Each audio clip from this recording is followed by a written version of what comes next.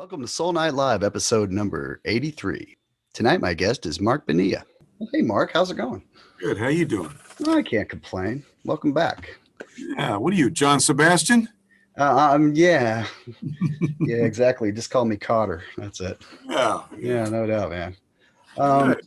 So tell me, how are the birds doing?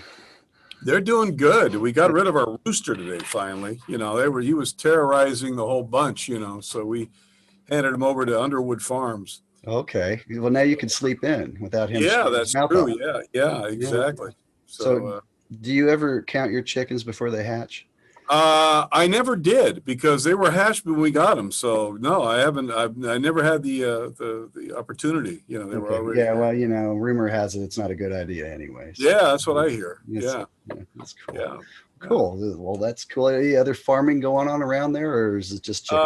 The only other farming is I have to dig trenches in the back to water some plants. So I'm going to be getting domestic there, doing that stuff. Yeah. Are you growing any veggies or anything? Well, we're growing a lot of fruit trees in the back there. We've got a lot of things going there: avocado trees, orange trees, tangerine trees, apple trees, grapefruit trees, orange lemon. A lot of different ones. So. You better put a fence around that avocado tree. You'll have a bunch of yuppies like. I know it. Well, and we do it because we have a huge avocado tree in the front. These Duarte avocados, and they're amazing for guacamole. Oh yeah. So we have to, yeah. And the thing is, too, the squirrels like them. And I try to tell them, I don't mind you eating them, but finish one. Don't just go to each one and sink your teeth in and sample it and go to the next one, I know what you're talking about. Yeah, I've got a tree in my backyard that has these little green apples that nobody would ever want to eat, but the squirrels like pull them down and take a chunk out and leave it on the patio. Yeah, it's like, come on, finish what you started. Or at least stash it in the yard when you're done. Yeah, exactly. I'm kicking cores off the patio all spring long. Yep, I get it. So tell me what you've been up to musically last 6 months musically? or so. A lot of different things. I was, under the impression that when we got locked down for this. Obviously, all the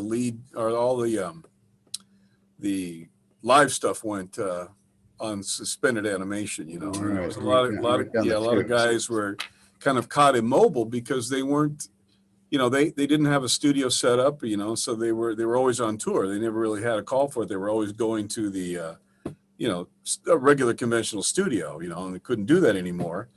And so they were, even the people that were here had issues, and it's like, look, this is a perfect time. I was trying to tell everybody that you have to look at yourself as like outlaws, right? You're hiding from the posse. You're up in the rocks, right? And it's, what are you doing? You're hiding from the posse. You practice your aim. You polish your gun. You clean your bullets. You feed your horse oats. You get all that shit in order, so that when the posse shows up, you can come out blazing, right? And so, in other words, learn how to video, learn how to edit, learn Pro Tools, learn the pedal steel that you always want to learn, but you're always saying, I don't have enough time to. You got time now. You don't have any excuses. Go into this thing and emerge better than you came out, because that's the only thing you're going to pull from it, is to be able to have that opportunity to improve yourself. Don't let that time go by just waiting for things to go back to normal, because they're not going to go back to normal. They're going to be a different normal. It's just the way it is. Yeah. So you have to redefine yourself constantly, as you do in the music business, because it's always changing. Some guys and girls are kind of set on one thing, and you have to be flexible. I mean, that's with life you have to do that. You have to be flexible. Sure. And so you're always in a state of evolving. Some of the most prolonged artists have done that. Look at what David Bowie did. Look what the Bee Gees did. Look what Elton did. All these guys that were able to make shifts, in their paradigm and still stay true to themselves. Because that's really kind of how things are. You need to be able to test yourself to see what you're capable of doing. Sure. So I was able to, I did some projects in the past year. I rekindled the Prelude from Ravel with Mike Keneally, because originally he and I were supposed to do that on the American Matador album. And at the time, the record company said, oh, no, we don't want another guitar player on the album. This is a focus on you. And I naively said, okay, I guess you guys know what you're doing. Clearly I didn't. But and Mike had practiced all of that, you know, and I felt really bad him having to practice this incredibly difficult thing and then not being able to have it pay off. So I called him, you know, early on. I said, look, you know, we always wanted to do this. Let's do it the way we were going to do it. So I sent him the tracks, you know, and we did it together as a guitar duet, you know, and it was one of those things where I felt so much better after, you know, just the way it was supposed to be in the first place. And he did an amazing job with it. Very difficult piece. It wasn't meant to be played on a guitar. It's a piano thing. It's incredibly difficult to play, let alone on guitar. So we had a good drift between each other, and it was, you know, it's not an easy piece to play. So, you know, did that, you know, got in with some other, you know, people that to play with that I hadn't before. Did a lot of mixing for different clients, different pieces. Did a lot of guitar orchestrations, worked with Harry Shearer on his album, you know, did a lot of tracks with him. So, you know, it was varied. I did a lot of voiceover work, you know, and then again, pumping up the Keith Emerson tribute DVD, which just came out. Yeah. Getting ready for that, getting all of that working, getting all that finished. I worked on Lyle Workman's album. I did the artwork for Lyle's new album. He told me about that. Yeah. So, you know, yeah. So there was a lot of things in varied places that I pursued, you know, all of that stuff, you know. So you have to keep moving and varying, you know. So you're a graphic designer among your many talents. Yeah, my dad was a graphic designer. That's what he did. You know, he was a graphic artist. And so I learned early on the values of that stuff. And you know, I did a lot of work for him, you know, when I was in my lean years, just teaching and living, you know, in an apartment.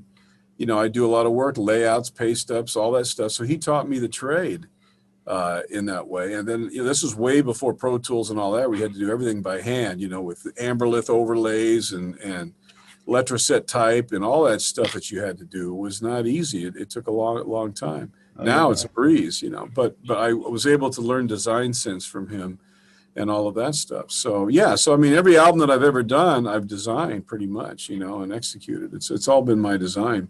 You know, that's great that you've been hands-on like that, because some people are just like clueless. They don't care, do that part. It's like, just show me 3 things, I'll pick one. Yeah. And the thing is, it should be, look, if you have an album, I mean, look at how it was in the 60s and 70s growing up with the music. You know, you look at Yes, you can't separate it from Roger Dean. You can't separate ELP from Giger. You know, there's certain things that you can't separate. You know, and you know, so the covers were indicative of the art. It was one art begetting another art, you know, and so and then you had liner notes, you had all that stuff, but the art was so prevalent because that's what we stared at when we looked. I mean, I remember getting Yes songs and opening it up 15 different ways and looking at all this amazing stuff and then the booklet and all that stuff. And it was so ingrained in my head, you know, Hypnosis and Pink Floyd, you know, you couldn't separate those images from the music, you know. Yeah, and it made it all better, you know. That was kind of half the fun, you know. It enhanced another sense that went along with it. Versus some bands that didn't really care and just randomly did whatever. And it's just like Spinal Tap. Yeah. You know, it was just a black cover and it was none more black. I prefer Shit Sandwich personally. That's my favorite. Or Intravenous de Milo, one of those. Yes, exactly. Yeah. So tell us how you came to work with Harry Shearer, and you know, well, I don't know, he's the bass player from Spinal Tap. Yes, he was. CJ Vanston was instrumental, no pun intended, with that, because you know, I knew CJ. He came over. Big Emerson fan, you know, and Keith had actually played with Spinal Tap over in Europe. And while Keith and I were making the Keith Emerson Band album, CJ dropped by, you know, and I got to meet him and know him. I knew his work from all of the great Christopher Guest soundtrack movies. And so it came, you know, it was unfortunate that we met in the circumstances we did when Keith died that week. You know, I went over the next night or that next morning, you know, because Marty called me in the middle of the night, and I went over there to get everything kind of cleaned up but the next couple of days, CJ and I went back over there to kind of clean Keith's room out, because Mari couldn't bring herself to do it, and I don't blame her. Yeah. So we were going through all of the files and these bittersweet, thinking about all that stuff, but we found some amazing things. And we really bonded as two friends and fans, because we were both, really just emotionally in turmoil. Sure. And but we used each other for propping each other up, and so it was kind of a bonding experience, And then we found out through working together on the benefit concert that we did, the Emerson concert, that it was just, this is great, I was playing together, and then so he thought of me when it came to doing the Spinal Tap, the Derek Small Change tour. I was too late for the album; it had already been done.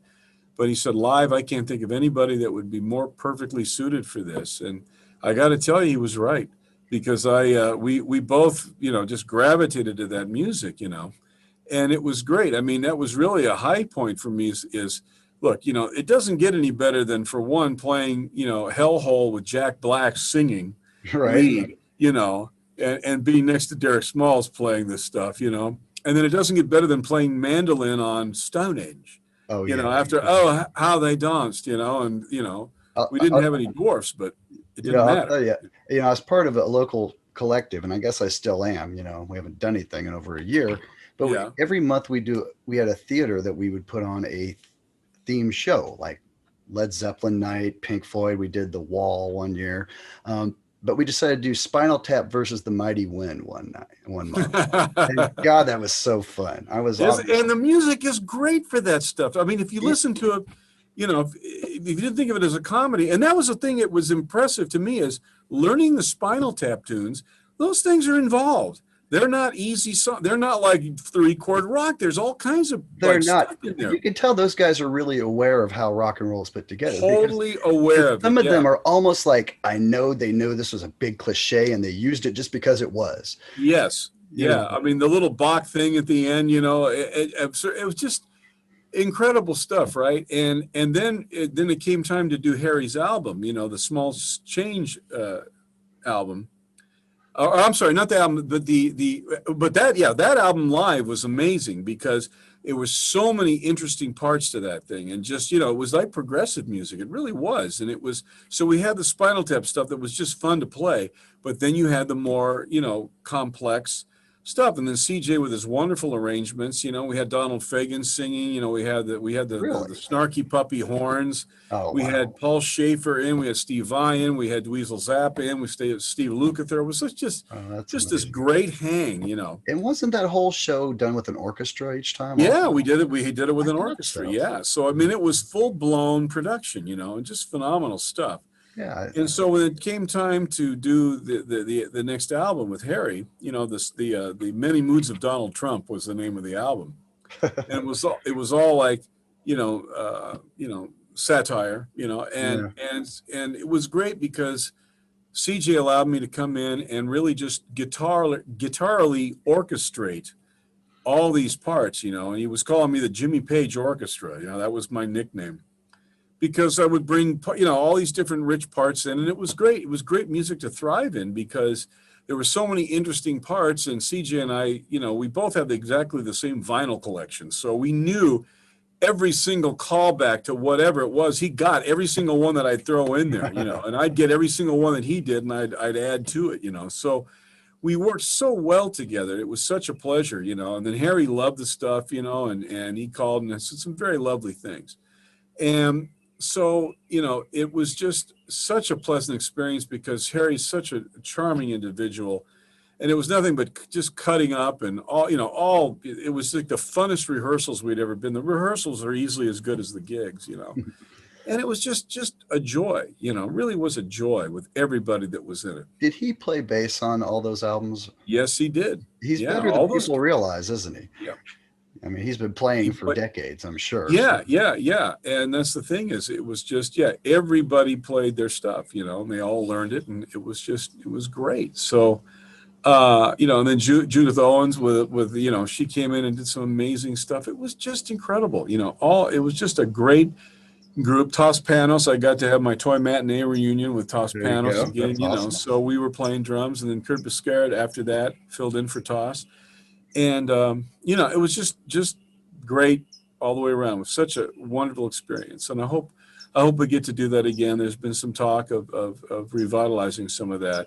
Harry had called CJ not too long ago. Goes, I'm bored, which usually means let's do another project, another record or something. Yeah. I seem to remember that tour was headed this way. I don't think it ever made it to Atlanta though, but it was booked at Symphony No, it Hall. was in New Orleans though. That's about as close as it got. Yeah. And it was like, it was almost like it was a very expensive tour to put on. I can imagine. Well, it makes me think of that ELP tour with the orchestra. It's so expensive. They had to go. We can't keep doing this. As much as we'd love to. That's the thing. Yeah. So tell us a bit about playing with a full orchestra like that. Is there anything special you need to know in that situation? Yeah, you need to know how to follow the conductor. It isn't like when I was playing with Edgar Winter where he'd jump up. We'd land and we'd hit the end of Frankenstein. This was like. The conductor, and he's conducting, he's doing this, and this is downbeat is up, and this is the thing you have to learn is like, it's 1, 2, 3, 4, 1, 2, certain things that you have to follow. And Toddy Mickelson was very patient in teaching us all of those in and outs. Plus the fact that the orchestra, and this is a great thing that I learned so much working with Toddy, is that there are so many tempo changes within the confines of a piece, and it isn't like you're following a click, and the thing is with drummers, they pride themselves on having steady, meter and all of those things, but you realize that actually that's not the end all of it. It's really speeding up, slowing down, much like what Kansas would do constantly. Sure. They were the only band that really collectively sped up, slowed down, retard, all that stuff. Nobody did it better than Kansas. And so it was very orchestral in nature. And so when we were doing this stuff, you'd have a drummer like Troy Laquetta who was used to just laying down, a 6-foot ditch, we all just fell in it, Right. But with this stuff, you had to go like in Malambo was like that,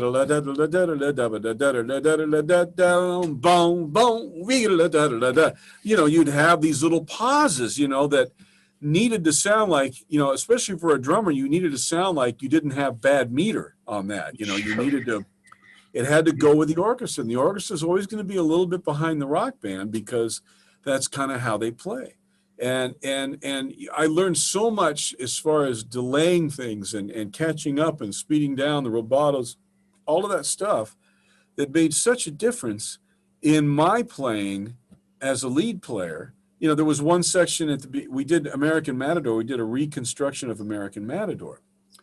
And, and the original way was, I had James Newton Howard came in to orchestrate that whole beginning part, but it had a tempo, it had this. That's not the way Toddy conducted Matador. There were no click tracks anywhere. He was not going to play to a click track because so much of it had to breathe. So we did this whole beginning now. It wasn't bombastic fanfare. It was an ebb and flow thing. And it was like, wow, I can't play any of that stuff that I did in the original. And I kind of was stressing about it. And I put it off till the very end. And he showed me how to use inner dynamics from one phrase to another to really, treating it like a breath instrument. When I did it with volume controls and all of that, volume pedals and all of that stuff. But man, I'm so proud of that because it really turned out and really changed my playing forever because you learn how, you're treating an electric instrument like an acoustic instrument. And with acoustic instruments, there's so much more capability of dynamics because of your, the difference in your stress points and all of that. Whereas when you're amplified, and you're compressed, you don't have that wide swath of dynamics. You have to use other means, like what Jeff Beck does. He's a master at using those dynamics like that. Yeah. And so, and then when it came to, for me to use those dynamics on Celluloid Debris, like the end of Long Awakening, where I had the string quartet and I had to really breathe with them and all of that. All that's done by virtue of working with Toddy Mickelson. Things like we do live now with Whiter Shade of Pale. It's so much more emotive and emotional because you really are taking those breaths and making the thing really breathe and making it more of an organic occurrence. And you're not just playing lead, you're telling a story, and you're telling a story with with tone and with inflection. You know, it makes for a much more engaging narrative than just playing the notes. You know, the notes, yeah, you can get those accurate, but it's not. There's a big difference between playing something and performing it.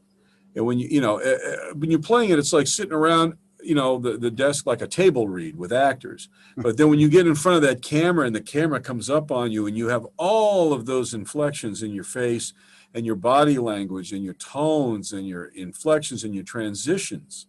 And that's really what it is. With acting, it's about transitions. And with music, it's no different. It's transitions. They're so important in making a story breathe. Whether there's lyrics or not, it doesn't matter. It's still subject to storytelling. And that's what it really comes down to. Sure. With any music, any art, anything, it's about telling a story and keeping your listener emotionally engaged. And that's what I learned from playing with an orchestra.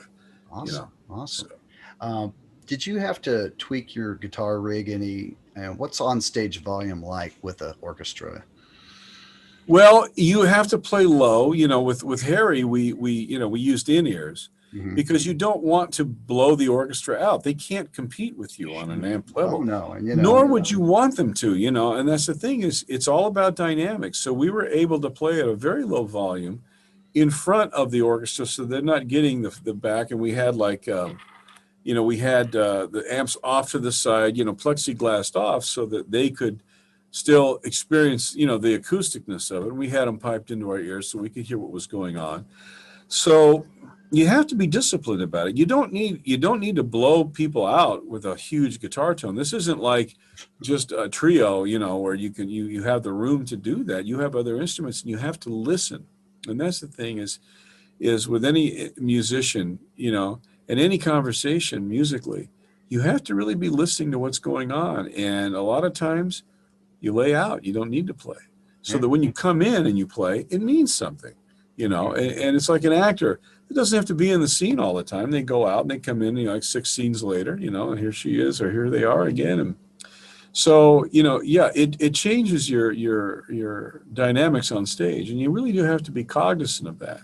You know, you can always be turned up in your in-ears, you know, if you can't hear yourself, it's fine. But you do have to be cognizant of everybody else on the stage, you know, that you're not overshadowing them. Yeah. It's very important. Well, there's nothing worse than a violinist that can't hear themselves, you know. I mean, it's tough, you know. And I've played with a few guys in, like I had a Kansas tribute once where our violinist just couldn't hear himself well, and it was like, in-ears next time, you know, you really got to have them. And now I'm in an ELO tribute, and it's kind of the same story. Yeah. You know, provided they can hear themselves, it's going to be a good night. But yeah, and that's the thing, is because otherwise all your dynamics go out the window. Even as a guitar player, if you got stuffed keyboards too loud, you can't hear what you're doing. Then you're just playing to hear yourself, and then it's all one brick, you know. It's nothing you can do at that point, you know. So you do have to struggle, you know. And it is, and it's not rewarding because you're not really playing anything interesting anymore. You're just shouting a soliloquy. You know, and it's you know, it's not gratifying, you know. Oh yeah, absolutely not. You know, all this talk about orchestras makes me think of Lyle's album. You know, it's like the brilliant stuff, symphonic fusion album of the year, I think. Yeah, I think so too. And Lyle is you know, he's unlike any other, you know, and his chordal aptitude is off the charts. You know, I used to get his students after he left for Bourgeois Tag, and they'd show me like halfway through something he was showing them. I was like, oh my God, what are these chords? You know, and I remember the first time we met, actually face to face, he came to New George's up in the Bay Area where I was playing with Toy Matinee. He came back and he introduced himself. I said, you're the son of a bitch that dropped me all those students with those impossible chords, you know. We were laughing about it, you know, but yeah, he's just so gifted at that. And, you know, he's such an interesting player, and, you know, and a great friend, of course, you know, but it's just, you know, I'm so glad that he finished that album. You know, I was really on him to like, you really need to pursue this. You know, it's one thing doing soundtrack work, and he's been so successful at that, but it's another thing doing stuff that, you know, doesn't have to be approved by committee, isn't going to be underneath a car chase, and will stand or fall on its own merit. And that's the thing that's really important, you know, especially doing symphonic stuff, because for us as guitar players, working with a symphony, it doesn't get any better than that. At least I mean, personally, and I think Lyle would probably agree as well. There's a certain amount of legitimacy that you feel when you're playing with an orchestra, because they've been around for centuries. And it's kind of the thing we always looked up to. It's like a symphony, you know, because you've got all these great Bach and Ravel and Debussy and Van Williams and all these great predecessors that set the bar, you know. And so when you're writing for symphony, you know, you really have to find your channel for that. You know, it's a whole different thing. Sure. You know, when we did the Three Fates project, you know, Tadier said, you know, in addition to American Matador, I want you to write a couple of symphonic pieces for the Munich Symphony. And it was like, when you get the opportunity to just do that, you know. And so I really embraced it and just had to get myself in that mode, you know. And these two pieces came out, Walking Distance, and more importantly, The Morning Sun, which actually I stole from Lyle, the title. Oh, really? I told him, I said, because he did a song that just affected me called The Rising of the Morning Sun, which I also patterned The Long Awakening after, because it really emotionally affected me, his song. And so I took the title, The Morning Sun, for my symphonic piece, and I took the mood for Long Awakening. So he influenced me twice. You know, it doesn't sound like either one of them, but it was something about both of those that affected me twice. And with The Morning Sun, you know, I wrote this piece. It was all strings with some percussion. And when we did it live, or we did it over in Munich, the producer, Torsten Schreier, who was, I guess he's like the Rick Rubin of classical music over there. He's very, very predominant and famous producer. We were upstairs, and this tells you about what channeling is really about, and why I take no credit for this stuff. And that is, he was up there and he goes, "This is a very interesting piece." He says, "Where did you study?" And I said, "Study? You mean like what, a conservatory?" He goes, "Yeah." And I went, "The street, basically." I didn't study. And he looked at me like quizzically, you know, and he says, "Well, no, wait a minute. You must have worked at a conservatory." I said, "No." He says, "Well, you didn't study Mahler?" And I said, "Why Mahler?" Because he goes, "Because this sounds like something Mahler would have written." And it goes, "I don't even listen. He's actually not one of my favorite composers. I listen to, like, I'm more the impressionist. Debussy, Vaughan Williams, Ravel is my favorite composer." And he goes, "Well, no, so you're telling me that, you know, that you never study and you've never listened to Mahler?" And I go, "No, I'm just a guitar player from Walnut Creek, California." And I could see, like, the neck, you know, like the veins in the neck starting to pulse, because I was destroying his paradigm of what should be for a composer to write stuff like this. And it was this backhanded compliment, because he was really kind of upset, you know, that I would have the audacity to write something to what him was of that quality. But it would have been no reason for me to say it wasn't me writing it. I channel this stuff. It's not me. It's whatever I let in to drive my car will write this stuff, you know. And so, but again, it proved to me that you can allow these things to come in and really take over, you know, and you don't know what you're capable of, you know, unless you allow that to happen and you surrender to that. It's really important to allow those things to come through, because you'll find things in you that you never thought were there. Oh, that happens, yeah. It's an inexhaustible pool of resource, because you find out that those channels, or whatever you want to call it, universal consciousness, any of that, it's a river. It's a river that'll never run dry. I've never had, whether I was working on Justified with Steve Porcaro, whether I was working on a movie, whether I was working on my own things with Keith, any of that stuff, I never ran out of ideas. You know, they were always there. There was always something that, you know, you just have to believe it's there, and it flows to you. It'll just flow, but you have to be in a relaxed state, in a receptive state, and trusting state to know that the stuff will come. Yeah, and it does. That's a good point. You know, I've been kind of going through a bit of that myself this year. I kind of made a New Year's resolution to get down the hall and record a new piece of music every week this year. Good. Yeah. And pretty much I'm on track, and it's just wherever my muse steers me each week. I mean, one week I wrote a tune on the mandolin that sounded like something you play at your big fat Greek wedding. Right. The next tune I did on ukulele, it sounded like some blues mixolydian thing. And I don't know, it's just, you know, I have enough for a record, but it'd be a really weird record. but good. But see, that shows you that you have a lot of friends up there. Yeah, you know, yeah. and the thing is, it's, and you'll go back and you'll listen to some of these things. You'll go, I don't remember writing that. How the hell did I come up with that? Well, what happens is I'll go down the hall thinking, okay, I've got this all squared away, and then I'll wind up going, oh, I got another minute of drums left after this. I'm just going to throw an outro on here. And later I'm like, that's my favorite part. And I just pulled it out of thin air, you know? Well, that's exactly what happens. Yeah. It comes through. You're allowing yourself the channel for those things to happen. And they actually play you. You don't play that. They play you. And, you know, and you can hear these melodies all of a sudden in your head. You're not trying to hear them. You just hear them, you know, and all those things. That's how I did my guitar orchestration I worked with a gentleman named Carl Lundenborg, who's got some wonderful stuff. We've been working on several projects, and it's the same thing. You know, you just hear the parts. You just go in, go, okay, what's next? What's next? And you just keep yourself open to it. It really is like that. It's almost like you kind of walk to the edge of a cliff and you just kind of jump off and see where you land. And that's what you do. But you have to trust the fact that you won't fall. In a good way, but not an arrogant, like, oh, it'll come to me. It always No. It's not arrogant at all. For me, it's expectational. You know, we're like, I wonder what I'm going to find. What forest am I going to walk through and find, you know, these magical things in it? No, it's like a scavenger hunt. You know, what am I going to find? That's why I love antique shops so much. I love antique stores. My wife Joy and I love to go through antique shops because you never know what you go around the corner, what you're going to find. Sometimes you'll find the ugliest piece of ceramic you'll ever see in your life. Sometimes you'll find a memory from your childhood that you never thought you'd see again. Sometimes you'll just see amazing things, you know, and it's kind of like that in your head. It's an antique store up there. You don't know what you're going to see. Any guitars? No, not anymore. It used to be in the 60s and 70s you'd run across, you know, that's where guys would go to find, you know, the pawn shops. You know, that's where they'd go to find these old 56, 57 Les Pauls that somebody didn't know they had. You know, they don't do that anymore. Yeah, back in the clueless days, you know. Yeah, those are gone. Yeah, you find it hard to find left-handed guitars when you were younger?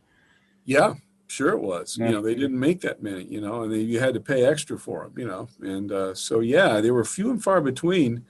You know, so you know, lately you know, obviously it's been better. The demand has been better, but you know, but for me, you know, I did get the only left-handed Firebird they ever made, so I do have that guitar, Firebird 5. 1964 Firebird 5. Oh, that's got the only one they made.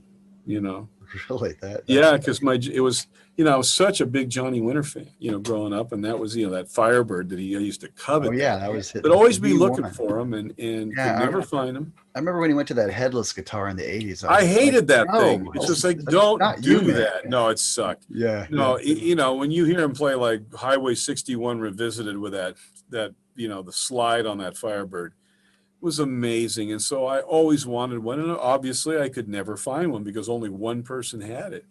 And it was made in 1964, a guy from the Rondells. It was a graduation present for him because he knew somebody, and he was up in South Dakota, and his buddy at the local music store knew somebody in Kalamazoo. So they special ordered one for him because he was left-handed. And he, you know, and when he sold it, you know, I think it passed through 2 or 3 different people. And then I just happened to be looking for one that day. And I looked on Southpaw. I was looking down at Norm's Rare Guitars thinking I could flip a righty, you know, and see if that would work. And I was online looking for price. I was never expecting to find the one. And I hit on Southpaw Guitars, and there it was. It pops up.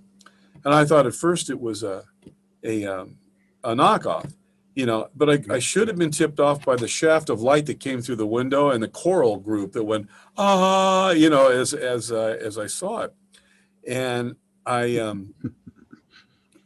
started breaking out in a sweat because they wanted they wanted $27,500 for it. Yeah. And I started, oh boy, you know, here it is, the one I've been looking for. And it says the only left-handed one made, Gibson made. Here it is, I can buy it. And I remember calling buddies of mine and asking their, you know, and it wasn't until my wife, Joey, said, I had made up my mind I wasn't going to get it, but I told her, you're not going to believe I found my Firebird. And she goes, "You going to get it?" I said, "Honey, it's like almost 28 grand." And she goes, "Well, it was put in your space for a reason. Now, if you can handle the rest of your life going knowing that you had an opportunity to buy it and you didn't, can you handle that?" She goes, "Personally, I think it was put there for a reason. I think you should purchase it." And so she talked me into purchasing it, you know, and they flew it out here in their own, it was in its own airline seat, you know, and delivered it, you know, and it was great, you know, and it just sounds amazing, you know. So it's one of those guitars, you know, that just once in a lifetime. Well, congratulations on finding your dream guitar, man. That's yeah, and I know that Paul McCartney doesn't have one. That's right. Forget it, Paul. Yeah. Don't even ask. Yeah. Maybe you can come over and pose with it once if you have Sure, to. I'll let you do that. Do that. You know? Yeah. You sign my Hofner. You know. Now, you said flip it. Are there times when you find a righty and you just have somebody turn the nut around? And I have, yeah. You know, I have a Thunderbird, a Guild Thunderbird, which was a rare guitar. They used to call it a Gumby guitar. Oh, and it was the one that Zalyanovsky used to play in the Love and Spoonful, and I was a huge Zalyanovsky fan. Speaking of John Sebastian. Yes, exactly. Yeah. And Zal was one of those unsung heroes, as far as I'm concerned, as far as his guitar playing. Amazing stuff. If you go back and you listen to the B cuts, you know, the deep cuts in the Love and Spoonful stuff, there was so many great country Chet Atkins type stuff that he did. They're the ones that did that song Nashville Cats. They did Nashville Cats. I had You that and Me, Rain on the Roof. I was a little kid. Yeah. Well, you listen. Go back and listen to the guitar playing on that. Go back and listen to, you know, a song called Coconut Grove, which was just an incredible song. The guitar playing on that is phenomenal. So he played a Guild Thunderbird, you know, and it was the weirdest looking guitar ever, you know. And also Muddy Waters played one for a while. Oh, very nice. And I found one online. It was a right-handed one because I really do believe they never made a left-handed one of those. And I was able to, I bought it and flipped it, you know, put the nut on. I had Eric Chaz flip the nut and you know, put it backwards and you know, flip the pickups around so that it worked. And yeah, it works great. It's a little bit odd, you know, it's not carved, you know, to sit on you too well, you know, but you can still play it, you know, and it's great. So I flipped that one, you know. Everything else I think I've done is pure lefty, you know. Did you ever try and just take a righty and flip it over and play it upside down? I couldn't do that. No, it goes against the rules of science, Captain. You know, I kind of do it. Yeah, I tried it. Other lefties can. I think poverty drove some guys to doing that back in the day. Yeah, it's like lefties were hard to find. It was much easier to find a righty. Couldn't afford a lefty anyway. So yeah. You know, Jimi Hendrix was born.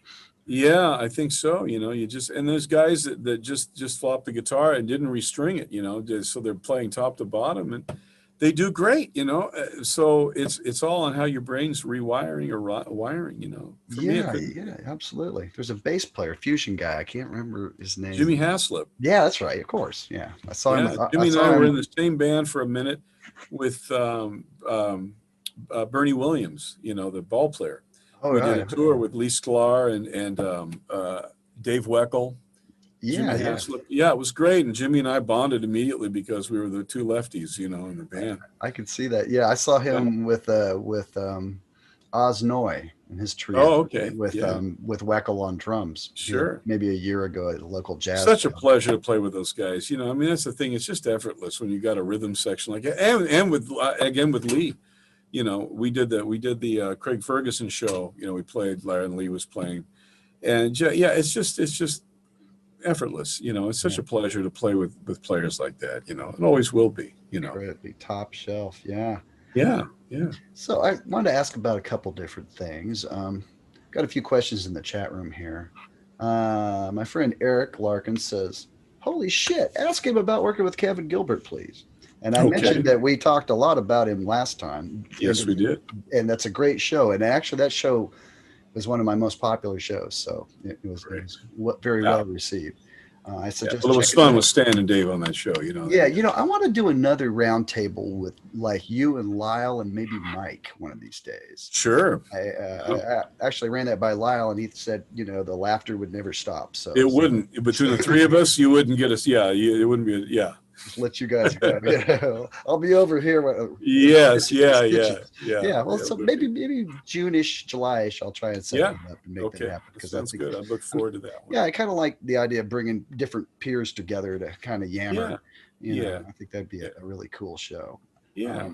So ask him about taking lessons with Ronnie Montrose. Well, do you want to hear about Kevin Gilbert first, or do you want me to hear about the Ronnie Montrose thing first? Or does he want to go back and listen to that show, because there was a lot of it there? Yeah, there's a lot of it there, but I guess give him a little bit of Kevin, maybe a few. Well, with Kevin, Kevin and I met up north via Keith Emerson, and Kevin didn't know who I was. Keith brought me in, and it was funny because he was like, "Who's this guy you just brought in out of the blue?" And we put up I don't remember what track he put up, but he plugged me in. He goes, "Okay, play. Let me get a tone." And whatever I played, he stopped and he goes, "Okay, play that again immediately. I'm going to record this." He says, "That was like the perfect part for this, exactly what I was hearing." And it was funny at dinner that night. We were talking about how we like dry vocals, because Kevin, had been, I think, working on the Toy Matinee album at that point. And, Bill Bottrell liked really dry vocals, and I said, I love dry, he says, these days in the 80s, you get so much of this reverb and wash. I said, the whole damn band sounds like the end of Pleasant Valley Sunday. and Kevin starts laughing, and he goes, "I use that example all the time. The end of Pleasant Valley Sunday." He says, "You into the Monkees?" I said, "Totally into the Monkees. I just can't admit it to my friends, And he goes, "I can't either. I love the Monkees, So we were huge Monkey fans, and at the same time, huge Gentle Giant fans. We knew every Gentle Giant lick. So it was like we bonded because of our nerdism with the Monkees, and our progism with Gentle Giant. And we would have hours on the phone just talking back and forth, through that whole summer. When he went back down to LA and I was up here, and I just remember being I almost had separation anxiety from working with him in the studio, because we got along like musical brothers. I've never had I've never felt like I've been any closer with any person music wise than with him. I felt like he was a musical twin, and we would just call off of each other. It was just the rhythms, everything, our sense of humor, everything, we just locked. And we'd have all these conversations going on. I remember coming home from all the Emerson stuff, and I remember crying because I was just so missing. I was just like that. I got a taste of what it was really like to collaborate with somebody that I felt a kinship to that heavily. And so we talked that summer. I had him come up for a project. He had me come down for a project. And I said, I've got this album. I just got picked up by Guitar for the Practicing Musician. Ronnie Montrose, which we'll get to in a minute, produced the demos for this. And they've given me a budget to work with. And he goes, come down here and live in the house, and we'll do it. I have Johnny Yuma Studios, Pat Leonard Studio. We can cut basics there. We can come back down to my house here, which I've converted, unbeknownst to my landlord, into a studio in the living room. And we'll do the album here during the summer. And that's exactly what we did with Double E Ticket. It was just this guerrilla warfare that we did there. All we did is we would get up in the morning, work, we'd go to lunch over at Dupar's, and in the meantime, we'd sit there and read Bukowski, and then go back to carving the stuff out. And that's how Double E Ticket was born, and so it was just an amazing time, an amazing creative time for both of us to kind of get into each other's mindset, And then at the end there, he goes, I have to go to Japan. Come with me to Japan and we'll do Toy Matinee, just the two of us with a drum machine, and just promotional. And that's the start of when I got into Toy Matinee, and then we recruited Spencer Campbell and Toss Panos and ultimately Sheryl Crow. And we went out, So it was just a beautifully fruitful time for both of us in each other's lives, really exploring things and congratulating each other's sins and all the things that we would talk about, and You know, we got to work on a really shitty show called Dark Justice, which was our first soundtrack stuff. And we, you know, so it was just, and I think I told a couple of stories with that if he wants to go back and look. But anyway, so that's enough Kevin Gilbert for him, I hope. Okay. You asked about Ronnie Montrose. What did you ask? Get your guitar for the practicing musician. I got to say that was my favorite magazine back in the 80s. It was a great magazine. That's kind of where I cut my teeth, really. And there's so many cool columns in that one too. You remember that one where they'd bring in somebody like John McLaughlin and play a bunch of records that he hasn't heard? I remember they played him Spanish Fly from Van Halen, and he's like, oh, delightful. Is there more? But it's like, oh yeah, half long.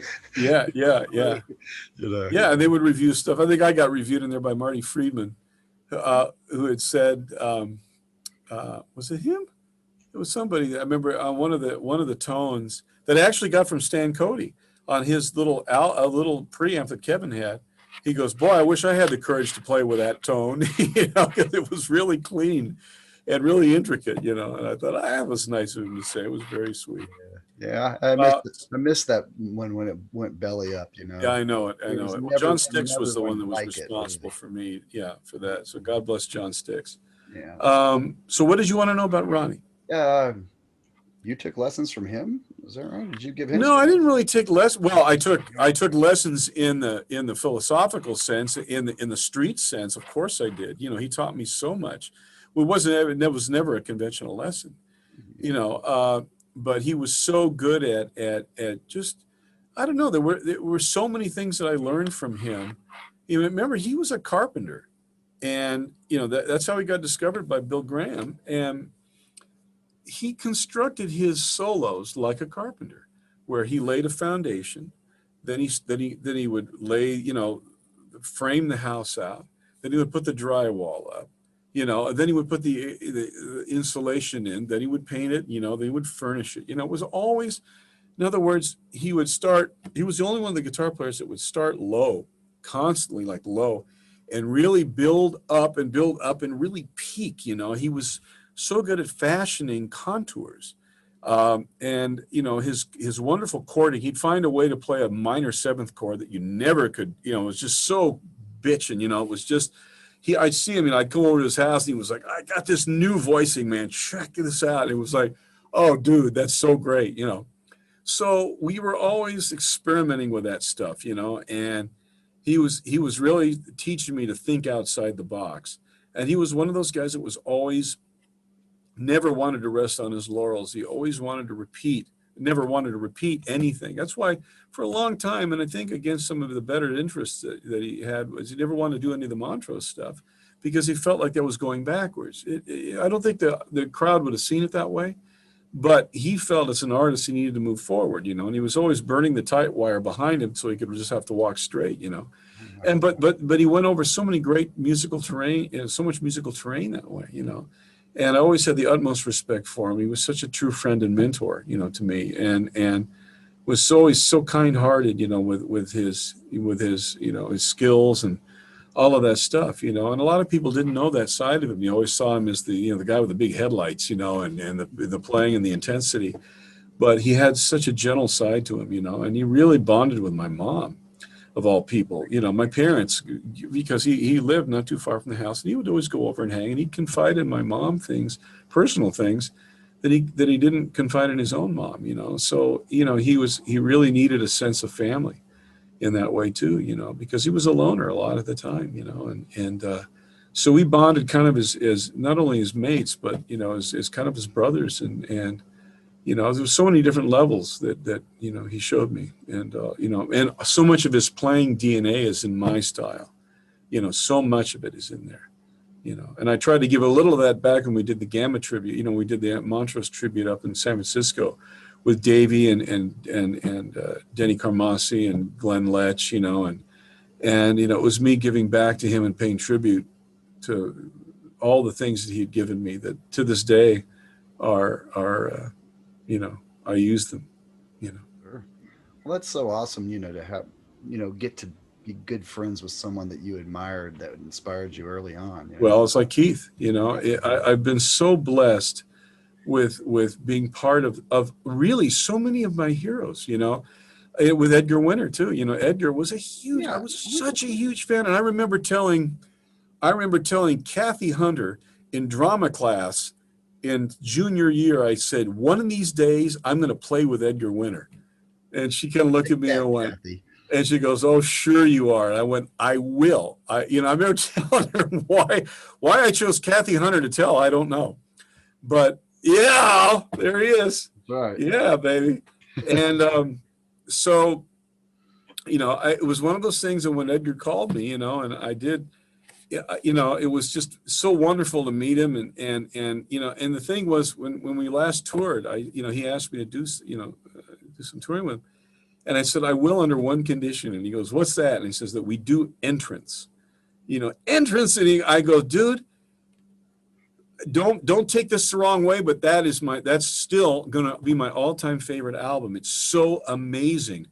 Let me do. And he says, well, he says he'd love to do the whole album, the whole side. I said, no, because I know you have to play your hits. You got to do all that stuff. Let me put together an arrangement of Winter's Dream, the beginning and the entrance and the exit of that side. And I did. I put the strings in, all the vocals. I did all of that stuff, right? And we played it live, and it was so amazing. And he got so into it that I still have the email somewhere where he said, and it was so wonderful, so heartwarming. He emailed me, and he goes, I have to tell you, for one, I'm so appreciative that you thought enough of entrance to score that, to take all that time to put that arrangement together. He goes, and you've awoken something in me that I haven't felt since I was a teenager. And I went, wow. And he goes, I have another album that I never had the courage to finish. It's called Shadowlands, and it was a follow-up to Entrance. And so he said, if you want to help me with that, let's do that album, And so I let him have enough time, with all the other things, as he's doing a tribute to Johnny album. But it's one of those things that it was on my bucket list to do, is to do an album with him and to do it like that, because he's such a talented individual and so committed to his music. And I really do want to help him with it, because again, it's like payback for all of the wonderful influences that he gave to me, just like Keith, just like Ronnie, just like Danny Seraphine, in Chicago. I've been put in these positions for whatever reason. I'm sure it's multifaceted, but to be able to give back to these people that were and Glenn Hughes too, that were so integral in my formative years of making me who I am today, whatever that happens to be, for better or for worse. I've for some reason, I've crossed paths with so many of my heroes and been able to reciprocate, and there's no better feeling musically than to be in that position for them to go, thank you for that. And I said, hey, no, thank you for allowing me to do this for you, because you're part of this. It wouldn't have been possible without you. Yeah. Speaking of you playing with some of your heroes, a friend of mine just popped up and said, wasn't he part of XYZ at Nearfest? The super group with yes, with Eddie Jobson. Yeah. Another one of my heroes. Again, yes, exactly. Yeah. It was amazing. Yeah. I mean, with Eddie, that stuff is intimidating, right? And the thing was that he wanted me to play, all the Holdsworth stuff. And he says, and I told him flat out, not going to do it, because for one, I will suck at it, because no one plays I can't play Holdsworth. I can play Bonilla, but I can't do a Holdsworth impersonation. I'll fall so short. I remember you playing something pretty nice on Nevermore. Well, yeah. But the thing was, you got guys like Alex Makachek who can retain his own individuality, yet still nail those parts. I said, you got the wrong guy, and I turned it down, and he goes, well, how about you play bass? And he goes, oh, hell yeah, I'll play bass. No problem. I love bass. Right. So I've gone out a couple of times, with guitar, but with bass, I enjoy it because I never get a chance to play it enough. Sure. And, and the thing is, having to play those bass lines and sing the John Wetton parts, and I got to tell you, for me, the crux of all of this was when we went out and did the Fallen Heroes tour, where it was just Eddie and I played acoustic guitar, he played keyboards. I had to play acoustic guitar, sing, play bass pedals with my left hand and then a porch board like drum thing with my right. I mean, I could have been a fortune on Santa Monica Pier, with this kind of action. Sure. And I mean, you talk about having to split your brain in 4 halves doing this kind of music, it was intense, but I loved it because it was such a challenge. Even Eddie goes, I don't know how you're doing that over there. And he goes, don't ask me because I'm not going to figure it out. If I figure it out, I'll fail. So, but playing with it, the YZ project was so great because we were playing the UK stuff. You had the best drummers on the scene these days, just a few months away from trying out for Dream Theater of all things. Yeah. Of course, Mike got it, and I think Mike wanted it worse than anybody, so I'm glad he got it. Yeah. And Marco. And then Marco, Marco was free to go do what Marco does because. Yeah.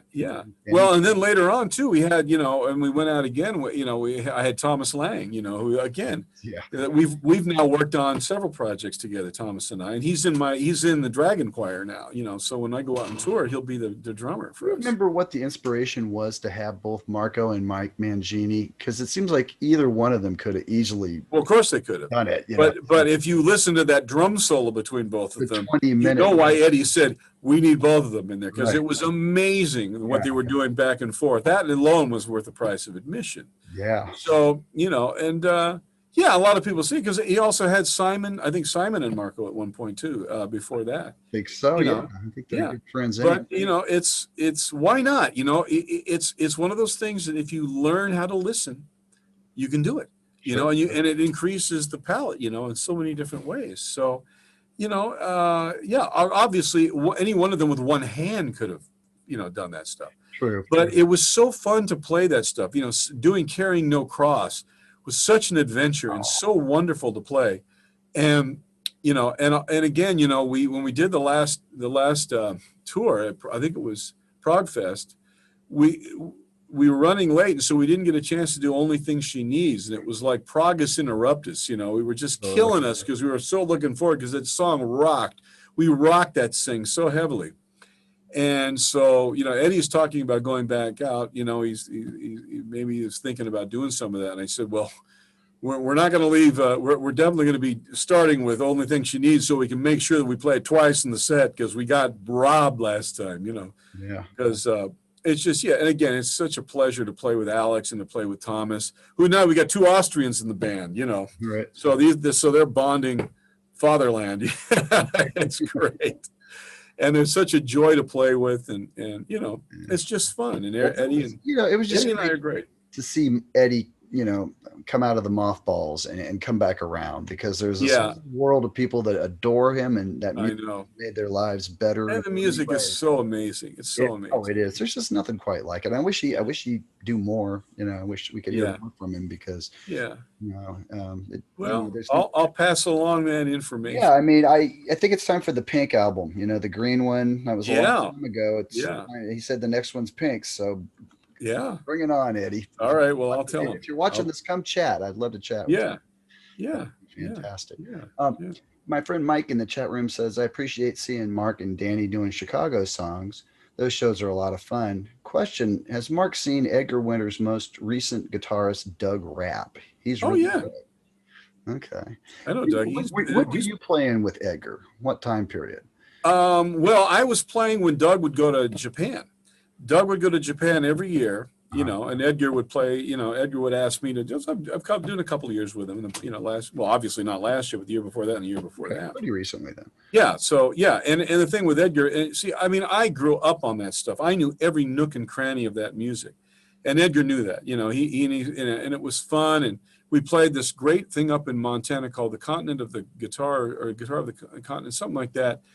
And it was great. We played it, and I had this wonderful experience where we, the great trade-off in the middle of Tobacco Road, which was just so fun for me because Edgar would just, this is all the top of his head. He would just throw riffs at me, and I'd have to comp them, and it just kept you in the moment. When we got off stage, this gentleman came up in the suit, and he looked familiar, and he says, "You are now my favorite guitar player."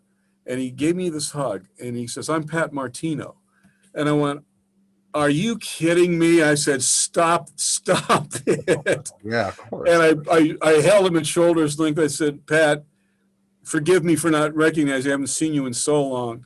Yeah. You know, you are such an inspiration to me. I listened to you growing up. For you to say something like that, you have no idea what that means to me. Oh, yeah. And we were just pals, you know. It was just, you know, those unexpected moments of magic that happen that you just don't expect, you know, and you never feel worthy of it, you know. But it was because of playing with Edgar that it rose my game up, you know, and you know, so. You know, Pat had such an interesting story because you remember he had that. What was it? I can't remember what happened now, but something happened to him in the 70s and he forgot how to play and had to teach himself how to play again by listening to his own records. Yeah, yeah. And he certainly did teach himself how to play again. I know, it's I guess it's almost like it's in there. You just got to somehow push. Well, your brain is amazing working. You can rewire it. You know, you can bypass the conduit and rewire it. It's incredible, you know, like, what you can do. It's all still in there someplace. You just need it is all still in there. Yes, I agree.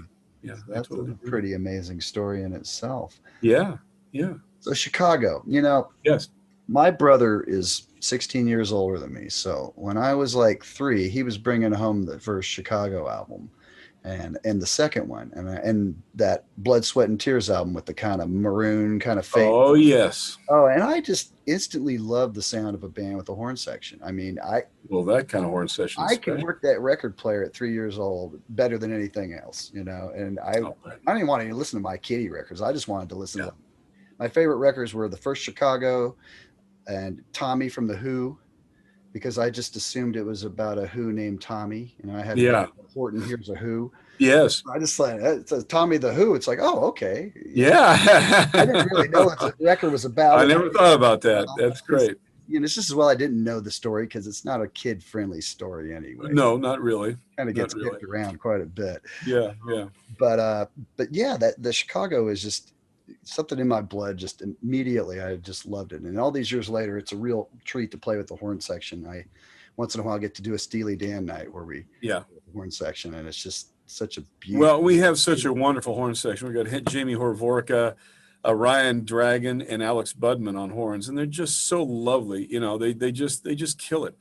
And the thing is, with Chicago, those horn arrangements are so they just snuck so much prog and jazz by you in the guise of an AM hit.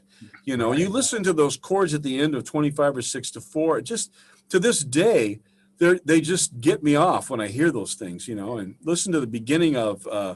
Does anybody know what time it is? Bum, bum, bum, bum, bum, bum, bum, bum, bum, bum, bum, bum. You know, just these incredible things that they would do. You know, these amazing. You know, and then you'd have Danny back there, so inventive with his parts. You know, and Terry Kath, forget about it. You know, there was. You know, and then people don't really give Peter Cetera the just desserts that the props of his bass playing. They're amazing. I mean, everyone thinks of his voice as being stellar. Of course it is.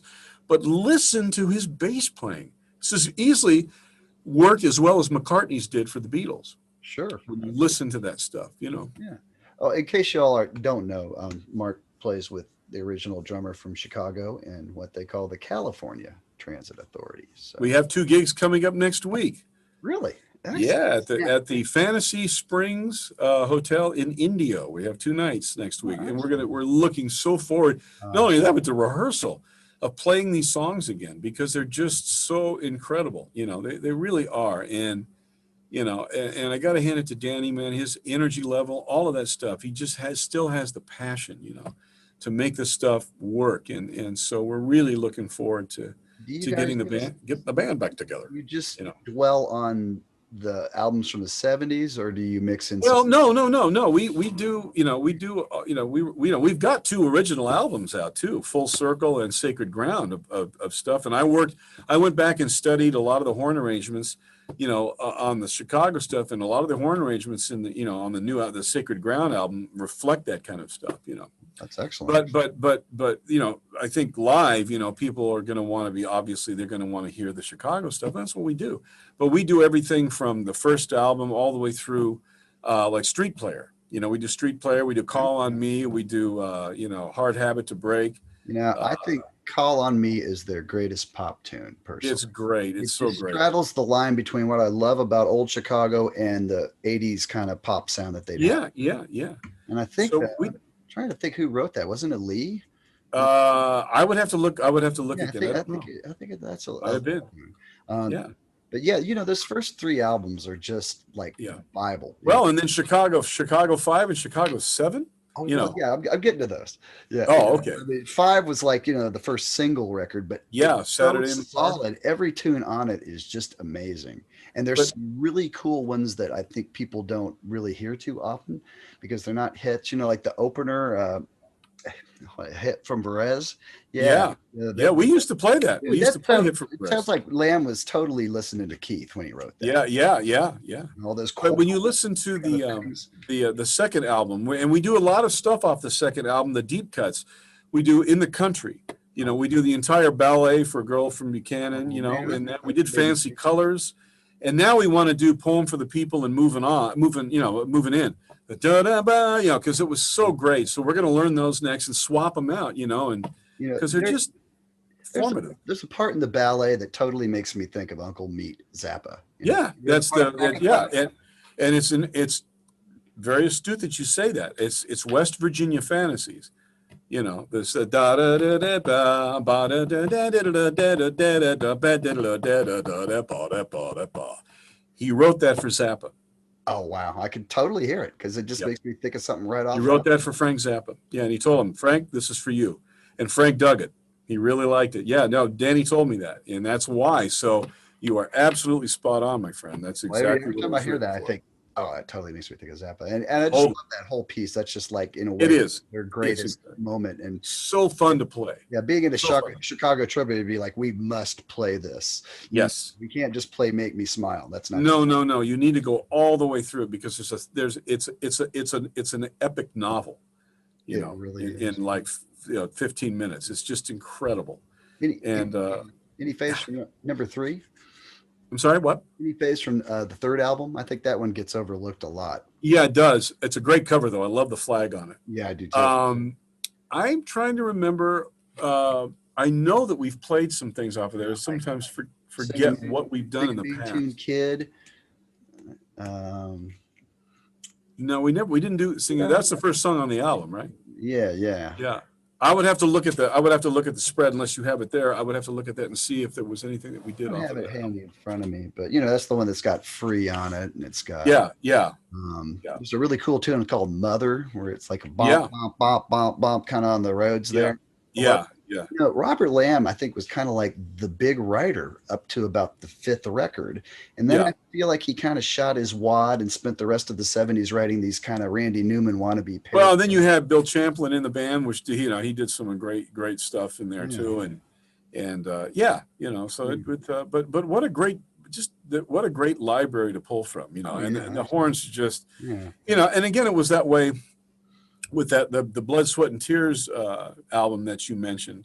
I grew up on that one. Jim Gammon, my best friend who across the street, we listened. He turned me on to that, and the Eric Satie thing at the beginning from Janopodes, then into that wonderful, the Smiling Faces, and God Bless the Child was an incredible arrangement of that song, just amazing arrangement. Oh yeah, such an incredible song. And then a lot of people overlooked BS&T 4. That was such a great record. You had Go Down Gambling, you had Cowboys and Indians, Redemption, John the Baptist, High on a Mountain, Valentine's Day, all these great songs. It was an amazing album. That's real close up there with that second album. Really, because that's as far as the brass stuff. The lion's share of the attention, but there's it did. At number 3 had Lucretia McEvil, had the Sympathy for the Devil, had Fire and Rain, and I remember they did a brilliant arrangement of Fire and Rain, and I heard that before I heard James Taylor's version of it. And then when I heard James Taylor do it, I says, "Who's doing this like pared down version of Blood, Sweat, and Tears song?" Because I was an idiot, and I didn't realize it was the other way. And then of course I learned to love and just love James Taylor's, but they did such a wonderful arrangement of Fire and Rain, and you get a band that really makes a song their own, where it sounds like you don't know which one you like better, like Joe Cocker did with Help from My Friends. Kind of the definitive version, I think. Amazing version of it. And if you've never heard Blood Rock's version of Eleanor Rigby, you owe yourself a listen. It's off Whirlwind Tongues, all right? Listen to Blood Rock's version of Eleanor Rigby. It's unbelievable. It's like a jazz rock version of it. Warren Ham sings on it, plays flute. He's great. One of my favorite remakes of that, you know. And I did get a great prop from Kevin Godley. You know who Kevin Godley is? I had a chat with him a couple weeks ago, and I did thoroughly loved it. Oh man, he's got what an amazing guy. It sent me on this huge 10cc bender that I have not recovered from yet. Yep. I mean, literally, I just love. There you are, sheet music record. My God, there you go. And just some of the simple shit. You know that song "Worst Band in the World." That little. Of course, I know every nook and cranny of little dyad riff that's in it is so friggin' cool. And in somebody else's hands, it would be lame, but they made it. They made it amazing. And then off that album too, "Old Wild Men," which is such a beautiful and poignant song. Yeah, that's like one of the first ones they used the Gizmotron. Yep. I think that was. And then I was a huge So I came in late in the game. I came into 10cc on How Dare You one summer. Yeah. And I was just enthralled with it. And so then I back engineered to official soundtrack. There it is. Hypnosis. Oh, well, yeah. And, you know, and you know, then sheet music, then, you know, Rubber Bullets and all that. But, you know, then flash forward to Consequences. I don't know if are you hip to Consequences? Showing the album. Look at you. I love you. I got it. I love you. I know you want to see something funny, Mark. When I bought now, let me show you something first. So I'll have to show you something first, okay? Okay. I'll be right back. Hold on one second. Fill the time, dude. Hope you all are having a good time. Thanks for tuning in tonight. Okay. I'm coming back. This is my 5-string bass, okay? Uh-huh. Oh, you got the logo on there. That is too cool, man. There it is. See? I'm messing around. Only the cool kids know what that is. Nobody's going to know but you and me, probably. Yeah, well, it was an amazing, you know, they left 10cc because they weren't content to make another I'm in Love. Kevin basically said, you know, he said, for How Dare You, they reached the point where they kind of thought they had a formula down. Like, we need one song like this, one like this. And he's like, we're out of here. We're not, you know, we like the unpredictable part of music. And when you take that out of the equation, Godley and Cream are out of your equation too. Yeah. And off they went to do this triple album box set. Everybody needs to make a note and listen to the genius behind that album. I know they think it's self-indulgent. No, it's not. It's a work of sonic art. It's amazing. The things that they did on that album. It just blew me away, right? So on that album is a song called Sailor, right? Mm-hmm. Sailor, I love you, but you only love the sea, right? I did that on my Celluloid Debris album. The last album I did an arrangement of that. Oh, that's cool. And like a jazz kind of in the middle of it, it just goes way off, you know, and I did like a, you know, let's just boom, boom, boom, boom, boom, much like a Town Without Pity, Montrosian type of tribute with that. And then in the middle section, I just went completely out, changed the odd signature and did all that, right? And I just loved it, you know, because I was such a Godley and Cream fan. And so our press agent for the Emerson, like the Emerson tribute, was Godley's press agent, sent it to Kevin. And I get this email back that says, lovely version, quite unexpected. I love this, that, and that about it. Thank you so much. You know, so it was such a wonderful validation to get from the guy who wrote it, you know. Yeah. You know, it was just so wonderful. So I got to ask you something. I have a friend that has only heard I'm Not in Love, and every time I talk to him about 10cc, he posts a picture of a Yacht Rock greatest hits album and says, those guys are just Yacht Rock. And I'm like, you're stupid. This tells me more about you than that band. Yeah. Thinking that because I mean, every song they have is different. And, you know, well, it's the same people that think Gino Vanelli is Yacht Rock. Yeah. But have never heard Brother to Brother, the rest of the album, or Pauper in Paradise, the rest of that album, or Nightwalker. Yeah. You know, any of those things that are just phenomenal musicianship. Like top shelf. You take your favorite fusion album, Return to Forever, whatever. Gino's right up there. He's amazing, and it was. I know him. You know, I've worked with him a little bit. You know, on a couple of film projects, we got to know each other. What a lovely man, and one of my heroes, all-time heroes of all time, Gino. Oh yeah, I mean, there's just so much more there. If you think he's the 70s, but people think of him as I just want to stop, and it's like no, it's like he didn't write that anyway. His brother Ross wrote that. He just recorded it. You guys have got to get educated, man. You've got to go back. It's like the same guys that think Vangelis in Chariots of Fire. It's like no. Chariots of Fire came way later. Go back and listen to Heaven and Hell. Go back and listen to Spiral. Go back and listen to all of those soundtrack albums that he did. Go back and dig into Blade Runner, you know, and understand the genius of this guy, you know, phenomenal stuff. So I have something funny to show you. So I picked up Consequences Used, and inside of it was the credit card receipt from the guy that bought it in 1977. Yep, that's when it was out. Did you believe that? Wow. And it's, let's see, it was Henry Selinger bought this at Peaches Records on Peachtree Street. 1977 for $25.96. It's a steal for 25. It was brand. Oh my God! To do that. You know, that was big money for. Yes, it was. Yes, it was 25. But boy, did you get your money's worth! You know, there's incredible stuff on that album. Just out. I remember they were doing this little thing. You know, because you know the first album is all about the elements that are just fighting back, right? And you've got Fire. You know, where the disco goes up, you know, because of the stampede, right? Yeah. And then you just get this thing that goes, fire, fire. You know, there's an unbelievable chord. And then what they did is they filtered that through a Keypex noise gate where they were crinkling up like bubble wrap and all that to pop and do that, like you know how Fire crackles and pops like that. Yeah. Then they filtered the chord through those events, so it sounded like the chord was burning.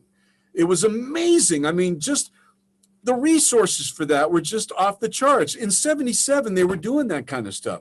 It's just incredible. You know, then you had the genius of having Peter Cook come in and do all these great voices and all of that stuff, because I was a huge Derek and Clive fan to begin with. Okay.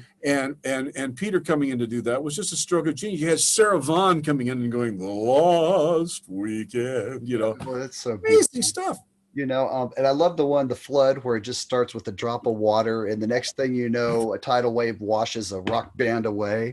I love it. And of course, you know, that was pulled from Woodstock, right? If you think really hard, maybe we can stop this rain. That was like such a great tongue-in-cheek callback from the Woodstock era, you know. There's another one, I can't remember what it's called, but basically they wanted to know what it sounded like to be buried, so they threw a dummy in a grave and threw dirt on it and recorded it. I mean, these guys didn't think like anybody. You know? No, they didn't. And then you had the subsequent albums after that: L, Freeze Frame, Ism, Birds.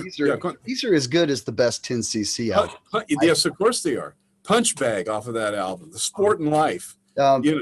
That guitar tone on "I Pity Inanimate Objects." Oh my God, it's so lush, incredible! I mean, my God, it's almost like I don't even know how they did it. I think they were messing around with the Eventide harmonizer a whole lot. Yeah, I think they were too. Yeah, because it speeds up and slows down, and does and all the that vocals too. You know, and I hear a big Zappa influence also, just with the vocals and the whimsy. Yeah, they were just phenomenal musicians. Lol Cream was a hell of a guitar player.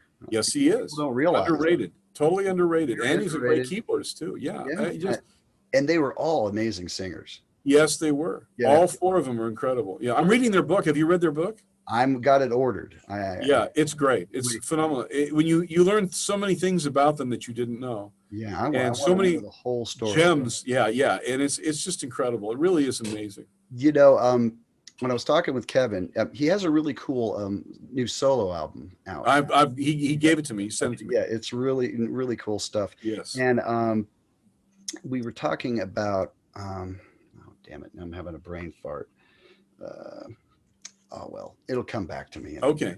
Yeah, that's another person I would love to do something with, do a project with, you know, just so, you know, I was so taken with their talent, you know, and it was so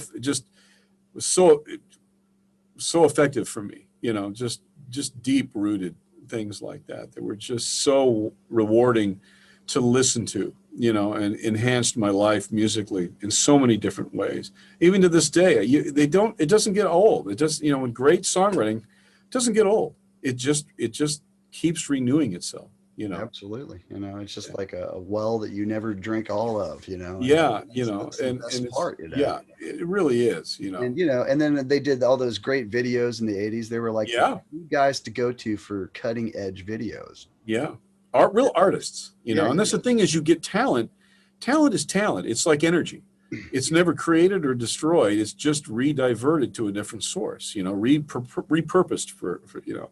And you will find that things that were musically, if somebody that was musically endowed can then turn over to do something visually with film or with art, you know, oftentimes drama, you know, those types of things. Now I remember, and this kind of ties together. You know, Kevin said that you know, they all basically felt like they were journalists writing songs, and you could tell they wanted to be movie makers from the get-go, because so many of their songs are inspired by movies and movie-esque kind of topics. You know, that song on the second Somewhere album, in Hollywood. Yeah, you know, Graham Gouldman has a touring version of 10cc nowadays. Yeah. And he asked Kevin to come make some appearances, and he's like, I'm not really crazy for that. But he recorded that song, and they play him on the screen singing it when they play it every night. And his voice still sounds amazing. Down on the casting couch. And what a lovely voice he has. You know, just lovely, you know, such a beautiful tenor, you know. Yes, I know. And he sounds great on his new album. He just sounds wonderful. Yeah, just like totally. Yeah, God.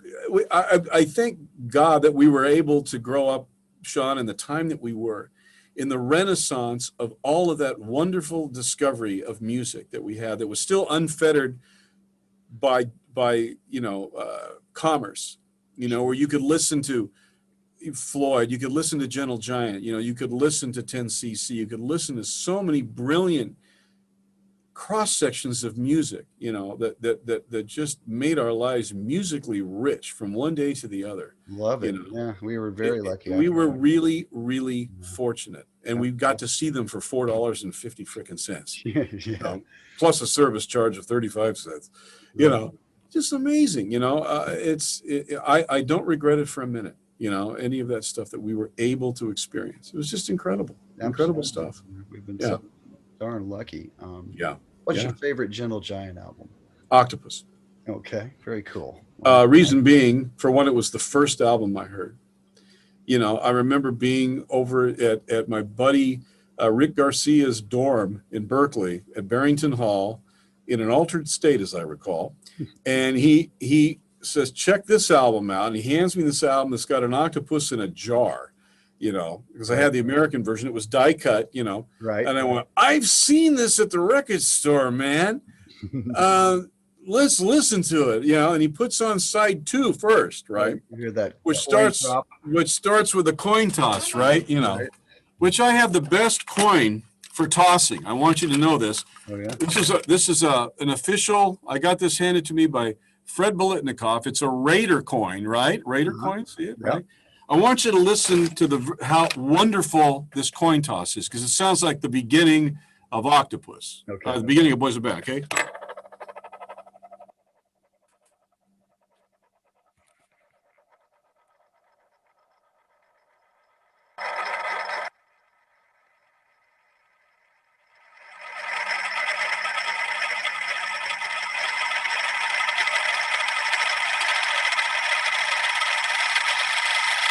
That's that badass.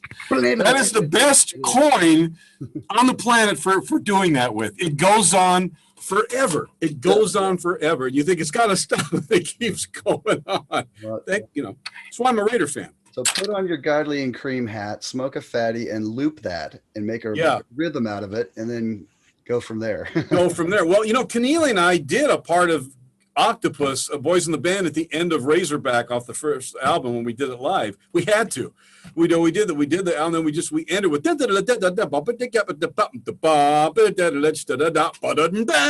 you know, for those gentle. And every once in a while we get a Gentle Giant fan come and goes, "You just did the end of," you know. I go, "Yep," you know. So they were pleased about that, you know. But Mike's saying that he like knew every song on Three Friends when he was like 16, you know. Yeah, I missed Three Friends. Like I said, I missed that. I missed Acquiring the Taste. I think, what else came out before then? Well, the first album, Acquiring the Taste, and the first album. Yeah, but Octopus was like every song on it was just mind blowing to me. Oh yeah, you know, Advent of Panurge, you know, Rockin' to Troubadour, Knots, you know, just all those things. Knots. Think of Me with Kindness. What a beautiful song. River, you know, Dog's Life. Yeah, it was just and A Cry for Everyone. I just think I was going to miss all of them. There's 8 songs. That one rocks. Yeah, it does. And so, you know, and I saw them every time they came to town. We were right there, you know, right up front, you know, watching. Never had the pleasure, you know, I was a little young. Amazing to watch that. Just feel incredible. Like shit, you know? Yeah. So that, Gentle Giant, man, you know, and Keith used to tour every so often with them. And he said that after the tour, after the gig, right, everybody be in their backstage, you know, partying with the groupies.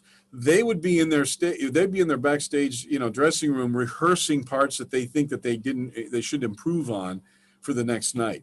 I believe that's what they were doing. I believe it. You know, I had Derek Shulman on last year and had a great chat about his career, and you've probably heard the story of the cherry bomb at the Hollywood Bowl.